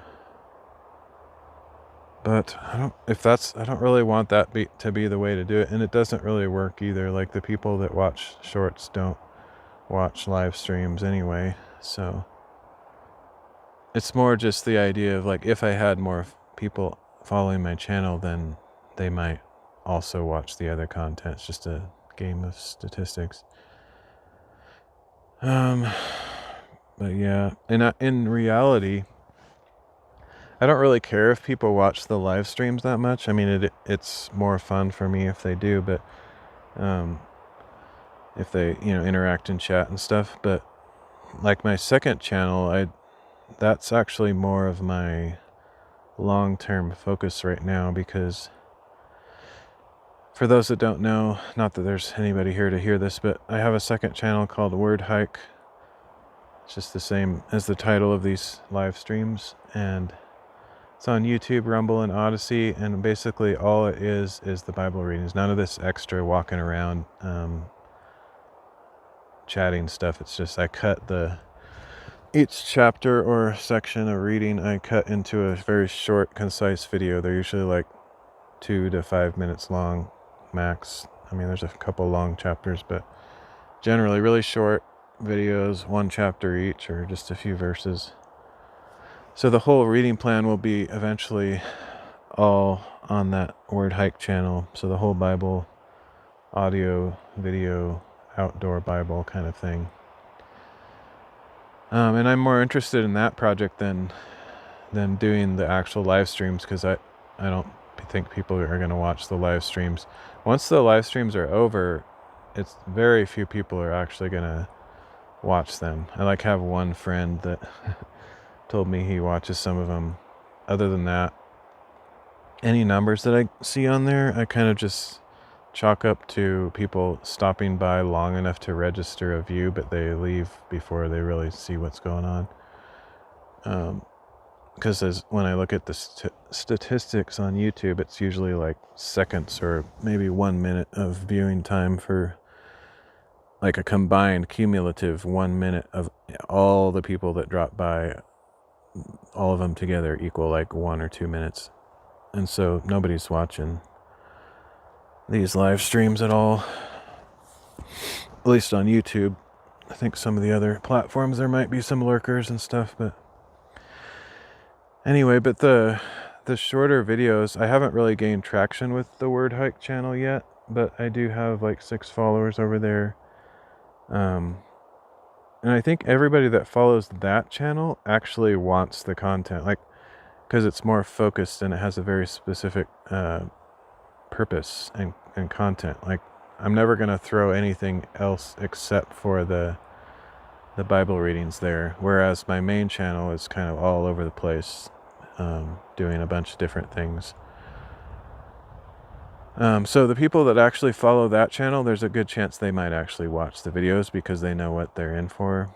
Whereas here on my main channel, I think, I don't know, whatever, I'm just kind of overanalyzing. But the other thing is on Rumble, I don't think I might not have one legitimate follow on Rumble yet. I think I have like 28 follows on the WordHike Rumble channel, and I think pretty sure every single one is spam bot junk, because I keep getting those plague spam comments on there. I always ban them instantly, but it's annoying because I actually wish they wouldn't follow, but they usually follow and then they say, "Hey, I noticed your content is amazing and I want to help you gain more followers." And it's so stupid. They're all exactly the same. So I ban them, but then I get all these spam followers, which I wish I could just purge all the bots. But even on DLive, like DLive and Twitch are the platforms that have the most followers, but Twitch I have like 826 or 827, something like that. I would say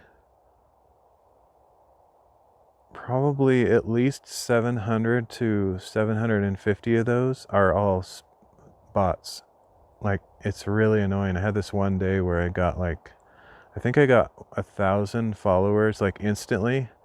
This follow bot came by, and I actually tried to contact Twitch about it, but they literally don't have any customer service channel unless you are a partner. So there is no place to report anything for Twitch, and even if you do, they actually don't do anything about it. So I tried to get all of those accounts banned, all those 1,000 fake bot accounts, but they wouldn't do it. They wouldn't even give me the time of day. So my Twitch is artificially inflated, which is annoying. I'd rather have like 30 to 50 followers, which is probably about what I'd have if all of those disappeared. And then DLive is kind of the same. Over the years, I've been there for 6 years. There's been so many bots that came by over the years that I don't know how many real followers I have there. And as always, I hate the word follower. Ugh, it feels like a cult. Like, oh, I want followers. Like, yuck. I don't want anybody to follow me. But it's just it's the terminology the platforms use. So I'm just using their terminology. Some of them call them subscribers. I'd actually rather say that than followers. Followers sounds creepy. Creepy and pretentious. Anyway, just ranting about all the stuff that sucks about content creation, which I could go on for hours. But that's not really productive. Unless there's some staff member from some of those sites here, I wish they would actually address some of that stuff, because it really it takes so much away from content creation and live streaming, all these issues that I'm talking about. I honestly think that there should be a purge followers feature for most websites. I'd actually rather, I mean, this sounds weird, but I'd actually like to remove 100% of all my followers on certain platforms and just let it start over, you know what I mean? Like, there's a few people that actually genuinely watch my stuff, and they would be like, hey, I don't know why, but I got unfollowed. I'd rather have that happen than have all these extra numbers on there that mean nothing. Like, I'd rather have one person that actually cares to engage a little bit, rather than like all these bots and stuff. It's just really so pointless. Plus, it gives you a false sense of security or significance. You think, oh wow, I have this many followers. It's kind of like the whole social media thing. Like back when I was on Facebook, like 12, 15 years ago, I don't remember how long it's been. It was a long time ago. I had like 300 followers, and it's like, oh, 300 people that whenever I post something, they might see whatever I post. It's just like all this mind game trash that makes you feel significant, or that you have a platform or a voice, but in reality it's all fake, and actually ends up, if you think about it, makes you kind of feel like trash, because most of the time nobody pays any attention to what you're doing. So you put all this energy and effort into this content or writing or ideas, whatever, photography or whatever, and nobody really cares at all. So in reality, I'd rather just have, some friends in real life, and then, I like having online friends too. But I don't really want to have just a fake reality of the thinking, oh, I got all these people watching my stuff that they're not watching it all. It's just, I'd rather just get rid of all that fake junk.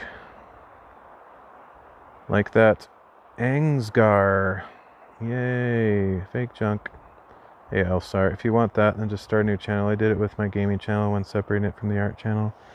Yeah, the problem with that is that they just like come in droves again. You can't get rid of it. Like, I started a new channel for this Bible reading stuff, which was what I was just talking about a few minutes ago. It's WordHike. But already within like a week or two on Rumble, for example, I already have 28 bot follows.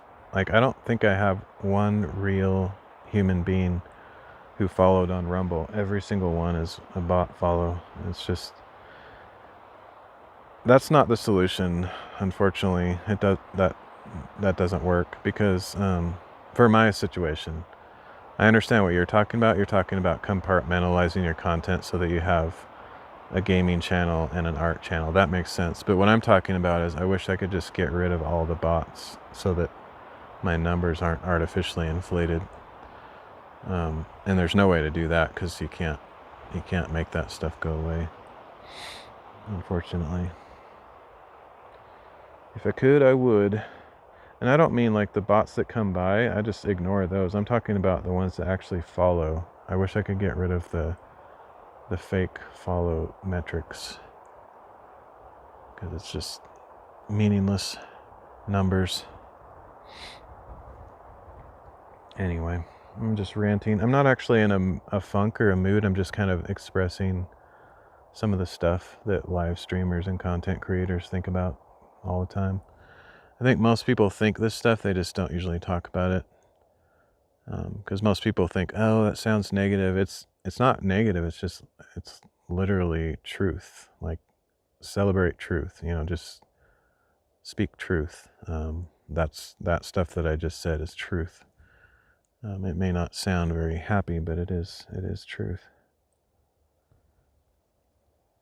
Anyway, it is the way it is. I don't think, until they come up with some better like moderation tools, like AI moderation or something that automatically detects suspected spammers and blocks them, then nothing's really going to change. But I don't even think they'll do that. I think that's not even in the best interest of the platforms, unfortunately. I think they both like the spammers, and in some cases they code the spammers. I think there's actually people on the payroll of some of the platforms that create the bots. I'm not joking. I really think that's true. Especially some of the small platforms that are trying to make a place for themselves. They have view bots to make it look like, because you have a small platform with like 5 total viewers and 5 total streamers. No one's going to move there unless they feel like there's some traction or movement happening. So they write these view bots to artificially boost the viewer counts, so that when new people drop by, they say, oh wow, this guy's got 30 viewers. That's pretty good. Like on Twitch, I only get like 1 viewer, I should move to this random small platform. And then that's how they gain a few new users, but it's all fake. It's all deception. Anyway. Okay, let's get to the real stuff. Skip all that content creation woes.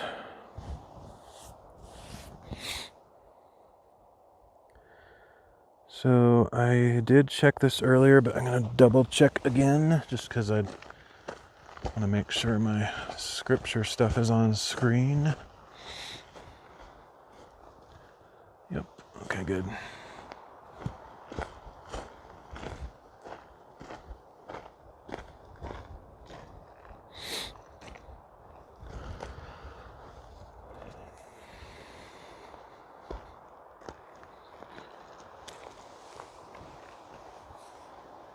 Alrighty, so we're going to be reading Exodus 25 to 27 and John 6.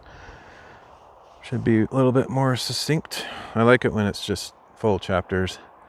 Part of the thing that's not ideal for this reading plan is that it's quite often splits chapters right down the middle. So it's like 15 verses here today and then 15 verses a week later from that same chapter or the next day.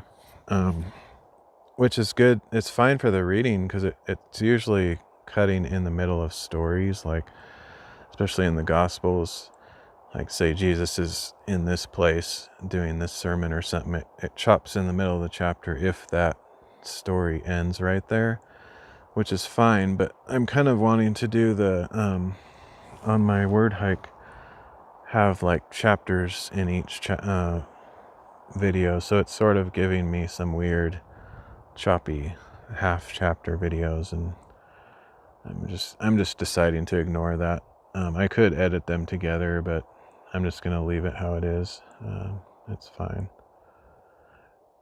but it's not necessarily how I would like it. I'd like it if every chapter was like a separate video chunk, but yeah, whatever. Nobody cares. But yeah, if somebody comes by my WordHike channel and sees those half chapter readings, they might wonder what that's about, and that's the reason. Because I'm following a annual reading plan, and it's generally chronological, so it kind of breaks up things, trying to fit them in the time that they happen to order.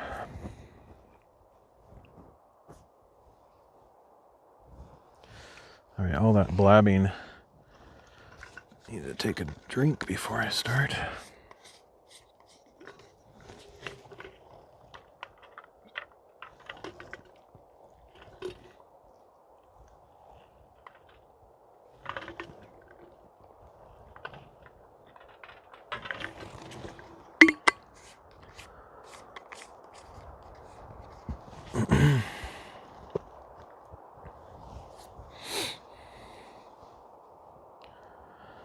I wish I could do something about this screen.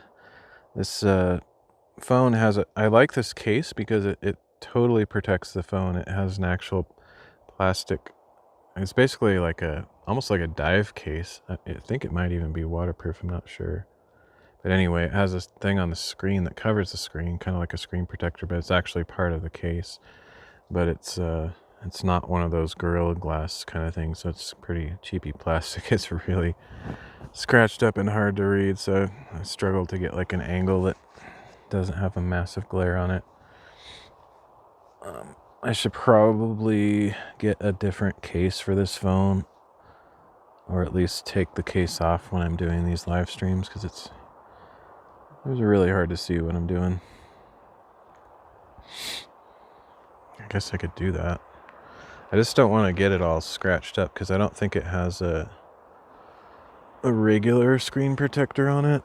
So if I take this off, it's like got no protection. So I'll just grin and bear it today, but I might change that up next time if I remember.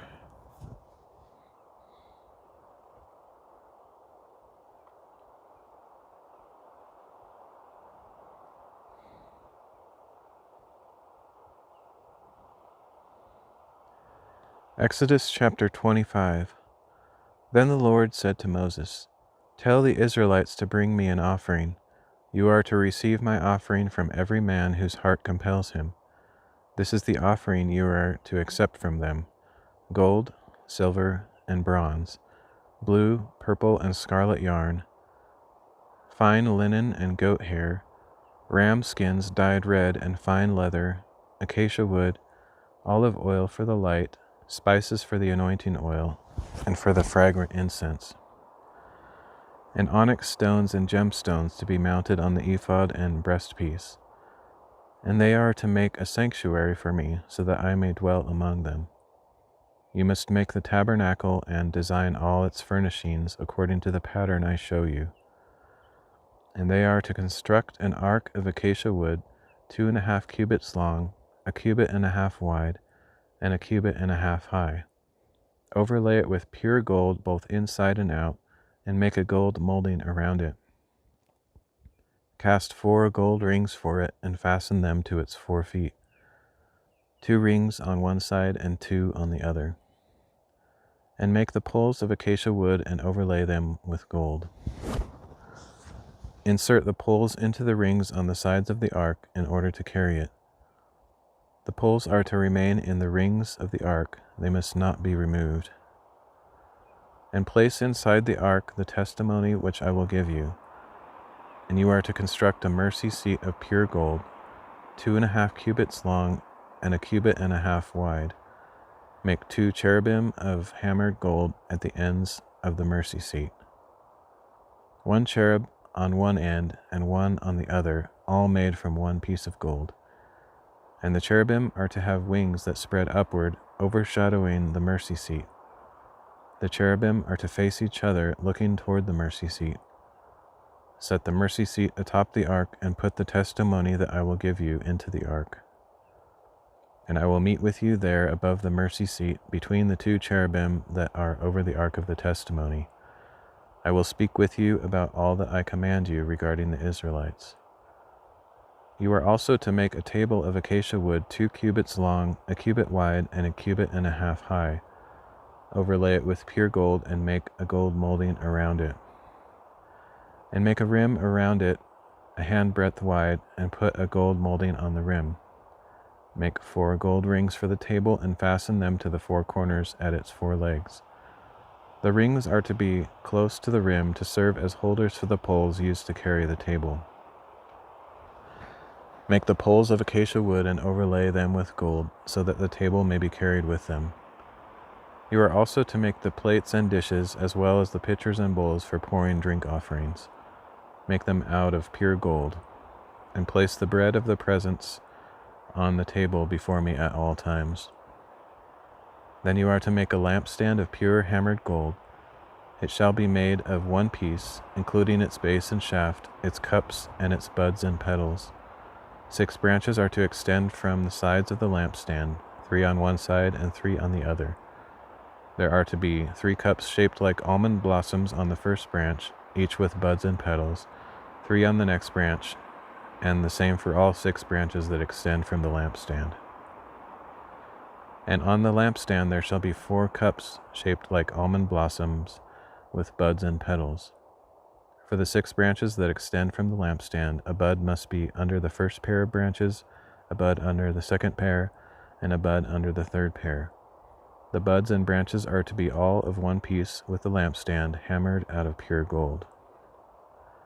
Make 7 lamps and set them up on the lampstands so that they illuminate the area in front of it. The wick trimmers and their trays must be of pure gold. The lampstand and all these utensils shall be made from a talent of pure gold. See to it that you make everything according to the pattern shown you on the mountain.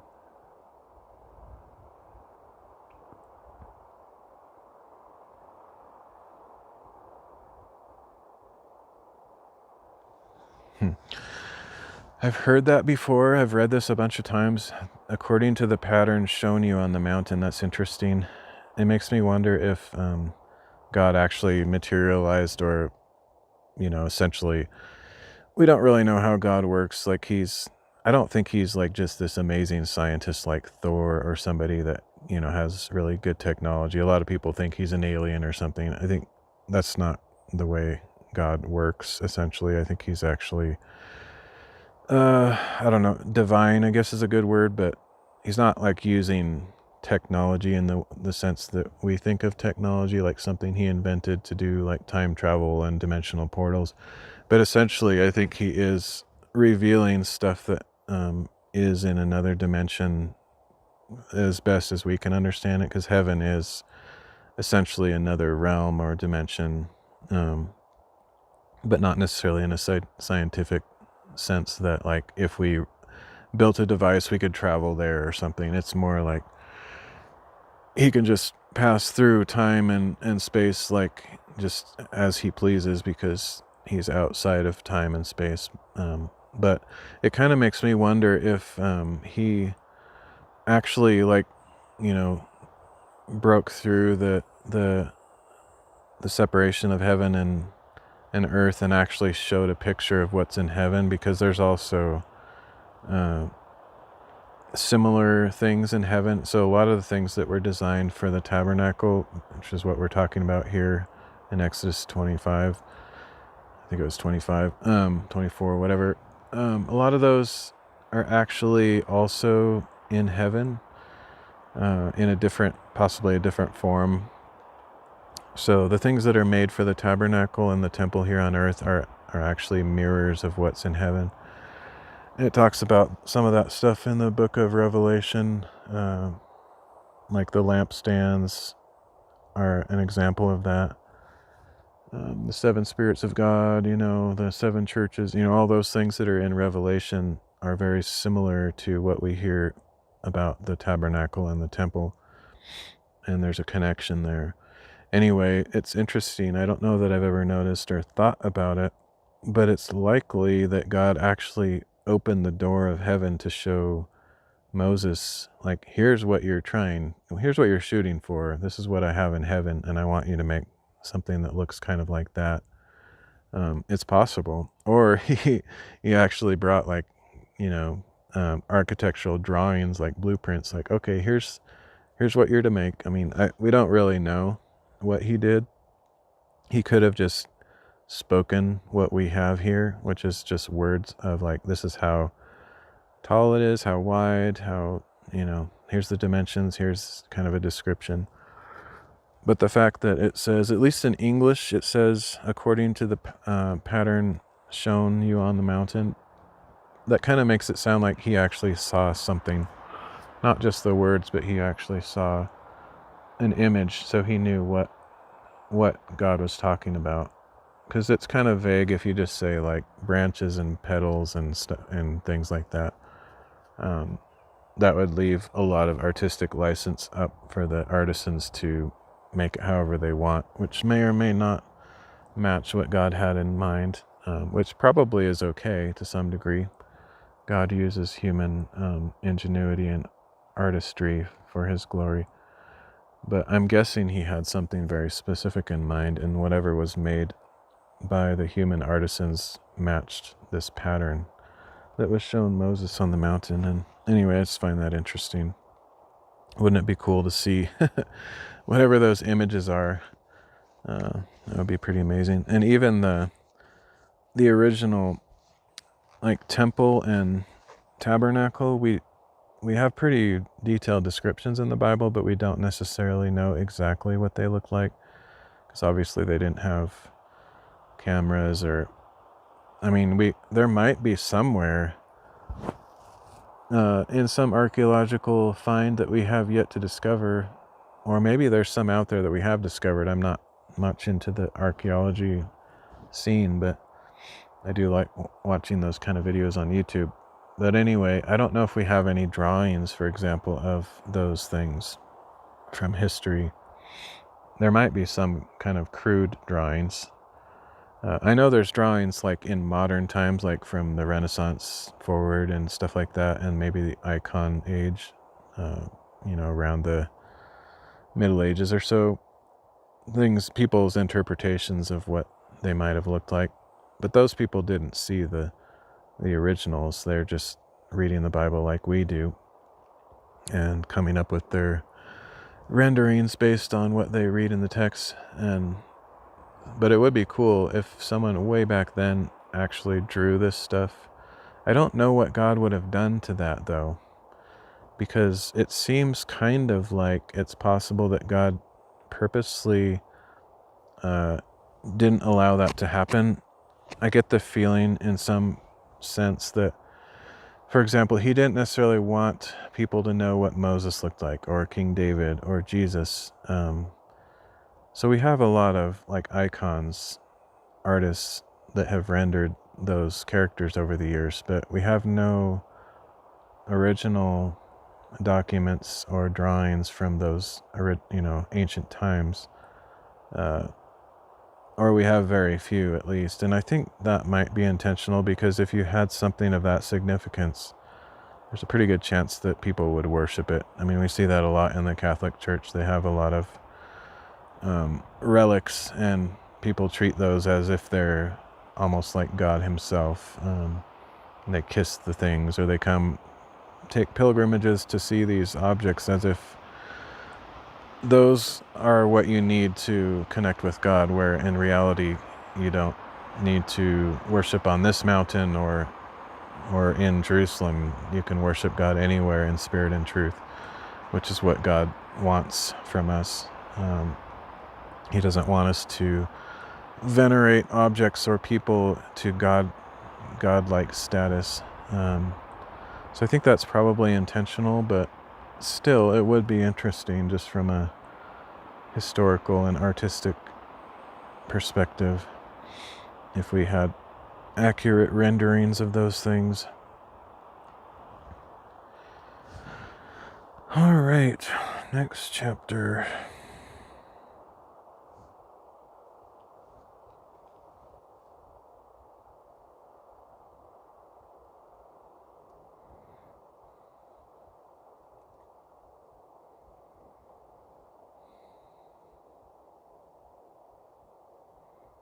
Exodus chapter 26. You are to construct the tabernacle itself with 10 curtains of finely spun linen, each with blue, purple, and scarlet yarn, and cherubim skillfully worked into them. Each curtain shall be 28 cubits long and 4 cubits wide, all curtains the same size. 5 of the curtains are to be joined together, and the other 5 joined as well. Make loops of blue material on the edge of the end curtain in the first set, and do the same for the end curtain in the second set. Make 50 loops on one curtain and 50 loops on the end curtain of the second set, so that the loops line up opposite one another. Make 50 gold clasps as well, and join the curtains together with the clasps, so that the tabernacle will be a unit. You are to make curtains of goat hair for the tent over the tabernacle, 11 curtains in all. Each of the 11 curtains is to be the same size, 30 cubits long and 4 cubits wide. Join 5 of the curtains into one set and the other 6 into another. Then fold the 6th curtain over double at the front of the tent. Make 50 loops along the edge of the end curtain in the first set, and 50 loops along the edge of the corresponding curtain in the second set. Make 50 bronze clasps and put them through the loops to join the tent together as a unit. As for the overlap that remains of the tent curtains, the half curtain that is left over shall hang down over the back of the tabernacle. And the tent curtains will be a cubit longer on either side, and the excess will hang over the sides of the tabernacle to cover it. Also make a covering for the tent out of ram skins dyed red, and over that a covering of fine leather. You are to construct upright frames of acacia wood for the tabernacle. Each frame is to be 10 cubits long and a cubit and a half wide. 2 tenons must be connected to each other for each frame. Make all the frames of the tabernacle in this way. Construct 20 frames for the south side of the tabernacle, with 40 silver bases under the 20 frames, 2 bases for each frame, 1 under each tenon. For the second side of the tabernacle, the north side, make 20 frames and 40 silver bases, 2 bases under each frame. Make 6 frames for the rear of the tabernacle, the west side, and 2 frames for the 2 back corners of the tabernacle, coupled together from the bottom to top and fitted into a single ring. These will serve as the 2 corners. So there are to be 8 frames and 16 silver bases, 2 under each frame. You are also to make 5 crossbars of acacia wood for the frames on one side of the tabernacle, 5 for those on the other side, and 5 for those on the rear side of the tabernacle to the west. The central crossbar in the middle of the frames shall extend from one end to the other. Overlay the frames with gold and make gold rings to hold the crossbars. Also overlay the crossbars with gold. So you are to set up the tabernacle according to the pattern shown you on the mountain. Make a veil of blue, purple, and scarlet yarn and finely spun linen with cherubim skillfully worked into it. Hang it with gold hooks on 4 posts of acacia wood, overlaid with gold and standing on 4 silver bases. And hang the veil from the clasps, and place the ark of the testimony behind the veil. So the veil will separate the holy place from the most holy place. Put the mercy seat on the ark of the testimony in the most holy place, and place the table outside the veil on the north side of the tabernacle, and put the lampstand opposite the table on the south side. For the entrance to the tent, you are to make a curtain embroidered with blue, purple, and scarlet yarn and finely spun linen. Make 5 posts of acacia wood for the curtain, overlay them with gold hooks, and cast 5 bronze bases for them.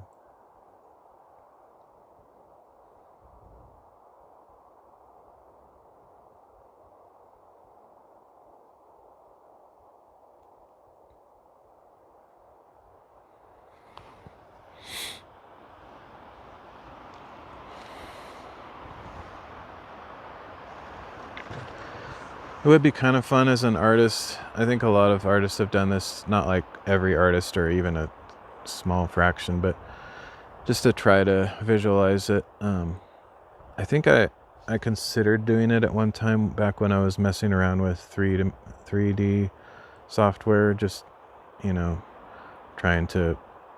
It's hard to visualize these things written down. If you're really good with spatial stuff, you could probably picture exactly how large this tabernacle is and what it looked like. I could kind of get a vague idea in my head, but it's hard to fully appreciate It would be, and I've seen some of the renderings online, so it's not like I need to do it myself when it's already been done a bunch of times, but it does help when you're reading just to have pictures of some of these things.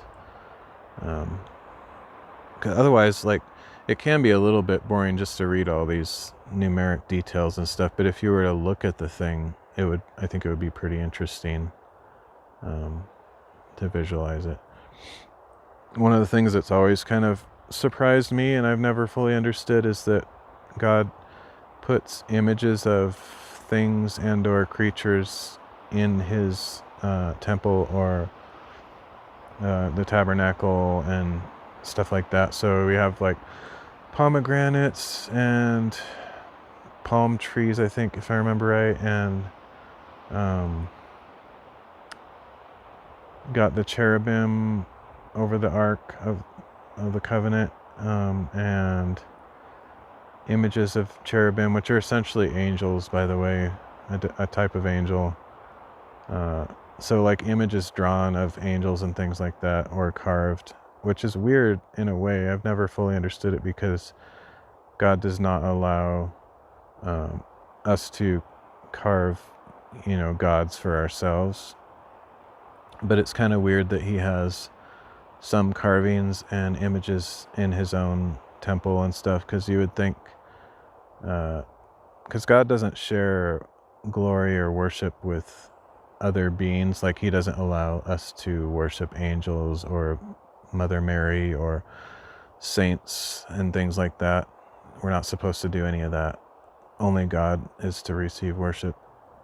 But that's why I don't really like a lot of the Catholic stuff where they have statues and paintings of humans inside their churches, because I don't think that's appropriate.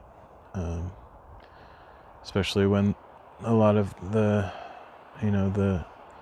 practices relate to giving attention to those things, but at the same time, it is interesting that he instructed them to have the angels images and stuff. So I don't fully understand that, other than it's just beautiful stuff. So beauty in of itself isn't evil. Like a lot of people these days with the woke society think that beauty should be tossed away and everything's about ugly is beautiful and all this stuff. The whole modern art stuff, and just a lot of this stuff is going that direction. But there is stuff that's genuinely beautiful, and God rejoices in that, and he instructs us to appreciate that. But at the same time, I don't fully understand some of that stuff. But yeah, I imagine the tabernacle was beautiful. It sounds kind of like just a very fancy tent, but I think the design of the embroidery on the curtains and stuff was probably very ornate. And then there's a lot of stuff. Pretty much everything was either pure gold or overlaid with gold, so you have a lot of very shiny, beautiful things. But yeah. Anyway. And I think the temple, I think it's the first temple that they say was by far the best, because it had the amazing artisans that God actually gave ability to, gave inspiration, and had a very specific design in mind. I think the second temple wasn't quite as amazing. That's what I've heard. I think the Bible actually says that, like when the people, and I think Nehemiah and Ezra, their time, they went back to Jerusalem after being in captivity in Babylon. They went back and rebuilt Jerusalem and the wall and the temple. After they were finished, I think I don't know if they tore their robes or they just exclaimed like, wow, this pales in comparison to the original that was destroyed. So we know that just from what the Bible says about it. They probably didn't have the same resources too, because Solomon was the most wealthy and immaculate, amazing king of Israel, and the temple was built during his time, so he had the resources because all of the kings and people from all over the world came to pay him homage, and like gave him huge gifts, and he was ridiculously wealthy, and so he had everything that was required to make a very amazing temple. And they probably didn't have access to all that same stuff when they came back to Jerusalem after the captivity, because they were still probably very desolate from, living in captivity, not having all their wealth, original generational wealth and stuff. That would be my guess. I'm not speaking as a studied historian. I'm just kind of piecing it together.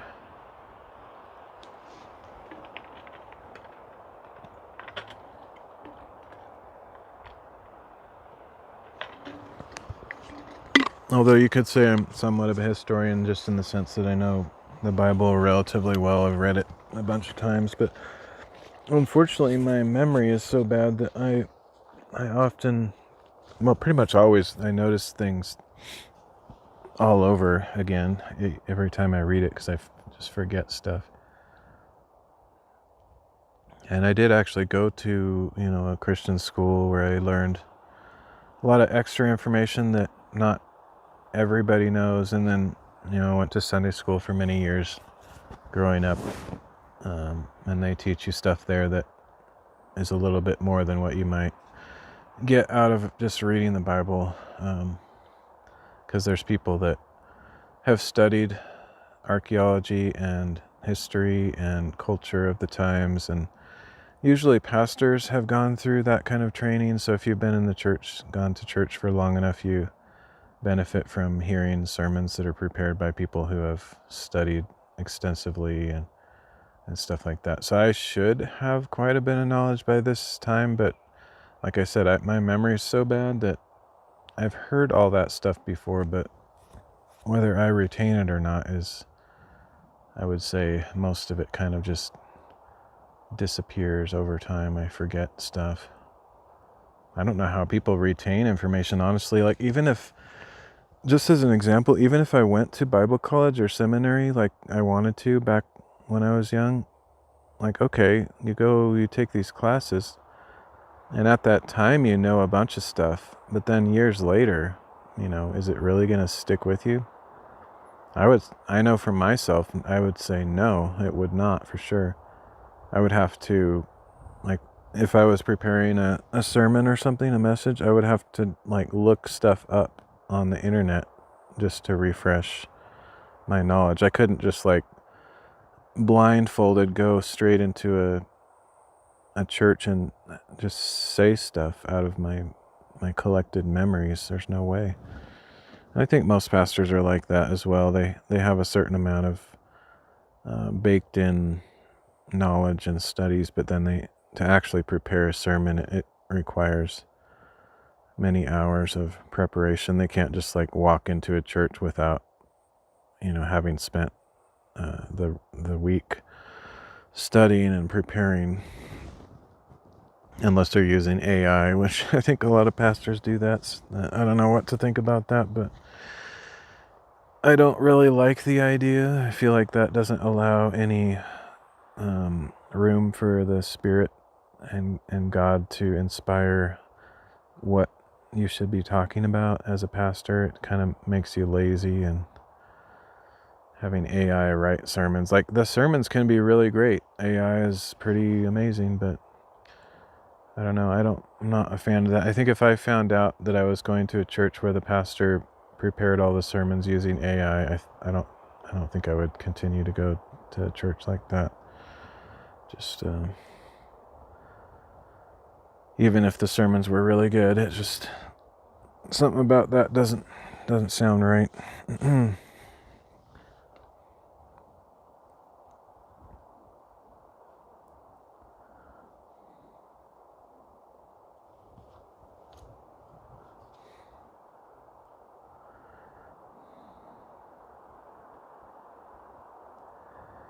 Exodus chapter 27. You are to build an altar of acacia wood. The altar must be square, 5 cubits long, 5 cubits wide, and 3 cubits high. Make a horn on each of its 4 corners, so that the horns are of one piece, and overlay it with bronze. Make all its utensils of bronze, its pots for removing ashes, its shovels, its sprinkling bowls, its meat forks, and its fire pans. Construct for it a grate of bronze mesh, and make a bronze ring at each of the 4 corners of the mesh. Set the grate beneath the ledge of the altar, so that the mesh comes halfway up the altar. Additionally, make poles of acacia wood for the altar, and overlay them with bronze. The poles are to be inserted into the rings, so that the poles are on 2 sides of the altar when it is carried. Construct the altar with boards so that it is hollow. It is to be made just as you were shown on the mountain.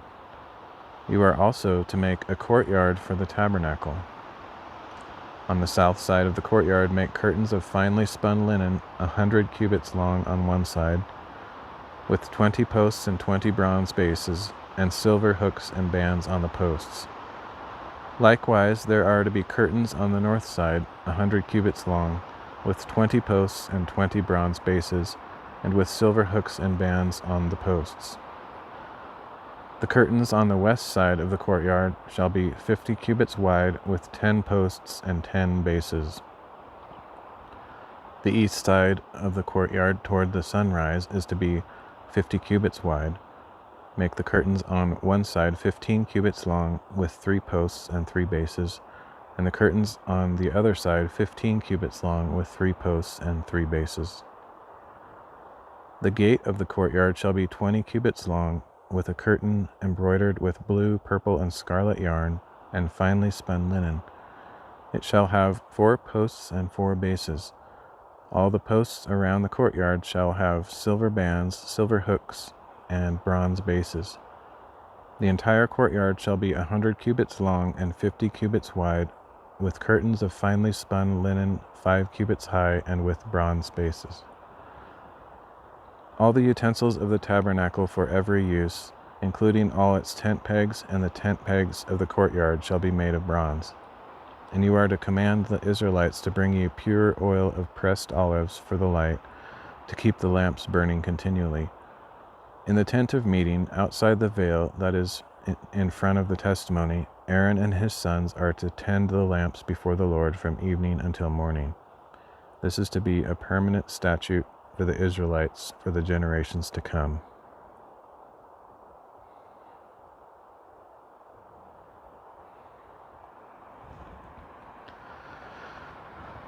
Whew. It's getting hot out here. It's not supposed to be super hot today. It's more just that I'm in direct sun and it's kind of radiating. But it's not, I don't feel like the air doesn't feel hot. It's just like kind of soaking it in.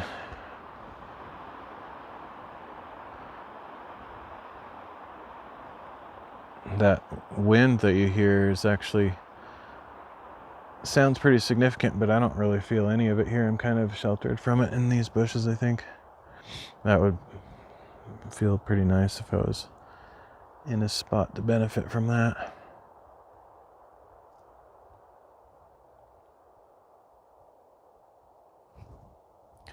All right, one more chapter. Oh, it's a long one. I guess that's why this reading looked kind of short, but it's really because this last chapter is pretty long.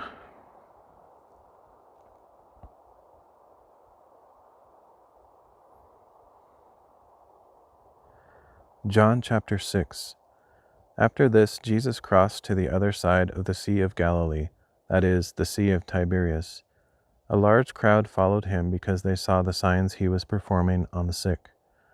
Then Jesus went up on the mountain and sat down with his disciples. Now the Jewish feast of the Passover was near. When Jesus looked up and saw a large crowd coming toward him, he said to Philip, "Where can we buy bread for these people to eat?" But he was asking this to test him, for he knew what he was about to do. Philip answered, 200 denarii would not buy enough bread for each of them to have a small piece. One of his disciples, Andrew, Simon Peter's brother, said to him, "Here is a boy with 5 barley loaves and 2 small fish. But what difference will these make among so many?" "Have the people sit down," Jesus said. Now there was plenty of grass in that place, so the men sat down, about 5,000 of them. Then Jesus took the loaves and the fish, gave thanks, and distributed to those who were seated as much as they wanted. And when everyone was full, he said to his disciples, "Gather the pieces that are left over, so that nothing will be wasted." So they collected them and filled 12 baskets with the pieces of the 5 barley loaves left over by those who had eaten. When the people saw the sign that Jesus had performed, they began to say, "Truly, this is the prophet who is to come into the world." Then Jesus, realizing that they were about to come and make him king by force, withdrew again to a mountain by himself. When evening came, his disciples went down to the sea, got into a boat, and started across the sea to Capernaum. It was already dark, and Jesus had not yet gone out to them. A strong wind was blowing, and the sea grew agitated. When they had rowed about 3 or 4 miles, they saw Jesus approaching the boat, walking on the sea, and they were terrified. But Jesus spoke up, "It is I. Do not be afraid." Then they were willing to take him into the boat, and at once the boat reached the shore where they were heading. The next day, the crowd that had remained on the other side of the sea realized that only one boat had been there, and that Jesus had not boarded it with his disciples, but they had gone away alone. However, some boats from Tiberias landed near the place where the people had eaten the bread after the Lord had given thanks. So when the crowd saw that neither Jesus nor his disciples were there, they got into the boats and went to Capernaum to look for him. When they found him on the other side of the sea, they asked him, "Rabbi, when did you get here?" Jesus replied, "Truly, truly, I tell you, it is not because you saw these signs that you are looking for me, but because you ate the loaves and had your fill. Do not work for food that perishes, but for food that endures to eternal life, which the Son of Man will give you. For on him God the Father has placed his seal of approval." Inquired, "What must we do to perform the works of God?" Jesus replied, "The work of God is this, to believe in the one he has sent." So they asked him, "What sign then will you perform so that we may see it and believe you? What will you do?" "Our fathers ate the manna in the wilderness, as it is written, 'He gave them bread from heaven to eat.'" Jesus said to them, "Truly, truly, I tell you, it was not Moses who gave you the bread from heaven, but it is my Father who gives you the true bread from heaven. For the bread of God is he who comes down from heaven and gives life to the world." "Sir," they said, "give us this bread at all times." Jesus answered, "I am the bread of life. Whoever comes to me will never hunger, and whoever believes in me will never thirst. But as I stated, you have seen me, and still you do not believe. Everyone the Father gives me will come to me, and the one who comes to me I will never drive away. For I have come down from heaven not to do my own will, but to do the will of him who sent me. And this is the will of him who sent me, that I shall lose none of those he has given me, but raise them up at the last day. For it is my Father's will that everyone who looks to the Son and believes in him shall have eternal life, and I will raise him up at the last day." At this, the Jews began to grumble about Jesus because he had said, "I am the bread that came down from heaven." They were asking, "Is this not Jesus, the son of Joseph, whose father and mother we know? How then can he say, 'I have come down from heaven'?" "Stop grumbling among yourselves," Jesus replied. "No one can come to me unless the Father who sent me draws him, and I will raise him up at the last day. It is written in the prophets, and they will all be taught by God. Everyone who has heard the Father and learned from him comes to me. Not that anyone has seen the Father except the one who is from God. Only he has seen the Father. Truly, truly, I tell you, he who believes has eternal life. I am the bread of life. Your fathers ate the manna in the wilderness, yet they died. This is the bread that comes down from heaven, so that anyone may eat of it and not die. I am the living bread that came down from heaven. If anyone eats of this bread, he will live forever. And this bread, which I will give for the life of the world, is my flesh. At this the Jews began to argue among themselves, "How can this man give us his flesh to eat?" So Jesus said to them, "Truly, truly, I tell you, unless you eat the flesh and drink the blood of the Son of Man, you have no life in you. Whoever eats my flesh and drinks my blood has eternal life, and I will raise him up at the last day. For my flesh is real food, and my blood is real drink. Whoever eats my flesh and drinks my blood remains in me, and I in him.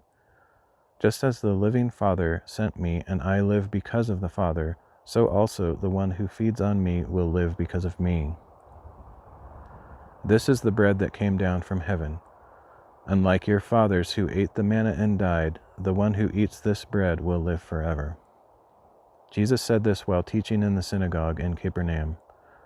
On hearing it, many of his disciples said, "This is a difficult teaching. Who can accept it?" Aware that his disciples were grumbling about this teaching, Jesus asked them, "Does this offend you? Then what will happen if you see the Son of Man ascend to where he was before? The Spirit gives life. The flesh profits nothing.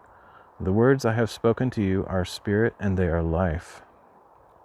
However, there are some of you who do not believe."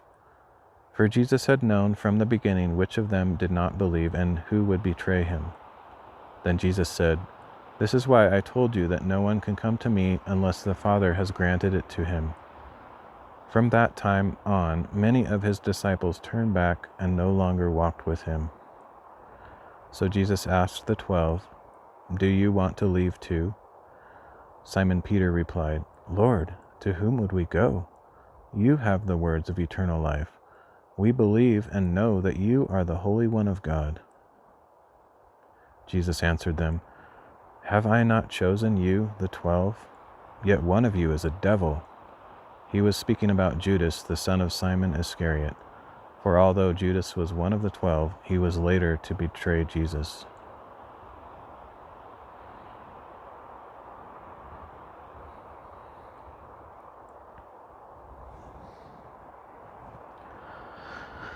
All right. Time is flying. It's already almost noon. I wasn't sure. I have couple options today. I can be out all day and make it just my big adventure day, or I was thinking I could just do hikes in the morning and then go back home and do other stuff. But because I'm out here and it's basically like when I spend the money to drive farther to, the gas money to get somewhere, I feel like I should really take advantage of the time because I don't do it every day and I can't afford to. So I kind of want to just stuff as many activities in one day as I can. And that's kind of why I do like multiple hikes on those kind of trips. So I'm thinking I'll probably do another hike somewhere else around here. I could actually show the rest of the walk as well. They might cut out the signal over there, but I think I'm not going to do that though because I need to save battery if I'm going to do a second live stream somewhere. I've never actually run out of my battery, I think, so far in all these 6 years because it's such a good battery, which is amazing. I think it's only like, I don't know, 20, might be 20, I want to say 26,800 milliamp hours. Sounds right, but anyway, it's not that huge. And I think I've had it the entire time I've been live streaming pretty much for like 5 or 6 years. It's been a really good battery. Actually, a few years ago, I don't know, 2 or 3 years ago, I tried buying more because I thought, well, it'd be nice to have a backup in case this one ever does go out. I still have yet to find a battery that's as good as that one. I bought some really cheap ones. I mean, obviously you get what you pay for, but they had really good reviews, so I thought they should be good, but I almost never use them because they're not very good. I sort of wish I could buy the same one I have, even though I bought it years ago. I'm not even sure now, with all the time they've had to do research and development, if they've even made anything as good as that one I have. It's sort of like the things made in the 1950s in the United States, back when the US actually manufactured stuff. It was the best. They were the best products in the world. Like, everybody knew it. We made the best steel, we made the best cars, we made the best this and that. And then we just started sending everything overseas, and now we don't even know how to make stuff anymore. It's kind of like they always say, they don't make it like they used to. I wouldn't be too surprised if this battery's like that, where they don't even make good batteries anymore. I don't know. But yeah, there's probably good ones. I don't know. I don't have money to buy one anyway, but I kind of want to get like one of those brick ones that are, enough capacity to last a couple days or something. So I could do like a camping stream someday, like an overnight camping stream. Or at least like, I don't know if I would do an overnight because I would just be sleeping overnight, but, just kind of a longer continuous live stream. I always thought that would be fun. Even if I didn't do continuous, if I wasn't in a place where I could recharge my battery or near my car or whatever, I wouldn't be able to keep going the next day. But anyway, enough. I've talked a lot about streaming and technology, and I always end up doing that. I'm just kind of a meta guy. Most people don't want to share what, their technical details are or tricks. I don't really care about that stuff. Half the time there's nobody here, so I don't really know what else to talk about anyway. Got some giant pine cones here. Can talk about that.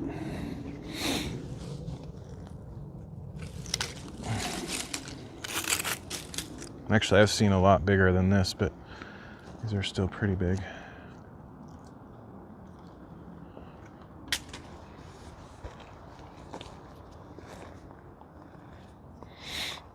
All right.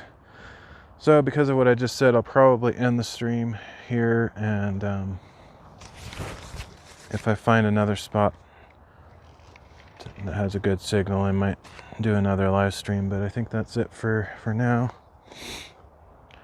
So thanks for joining me. I will see you all next time. I think I probably will find a place today, so this probably won't be the last stream of the day, but no guarantees.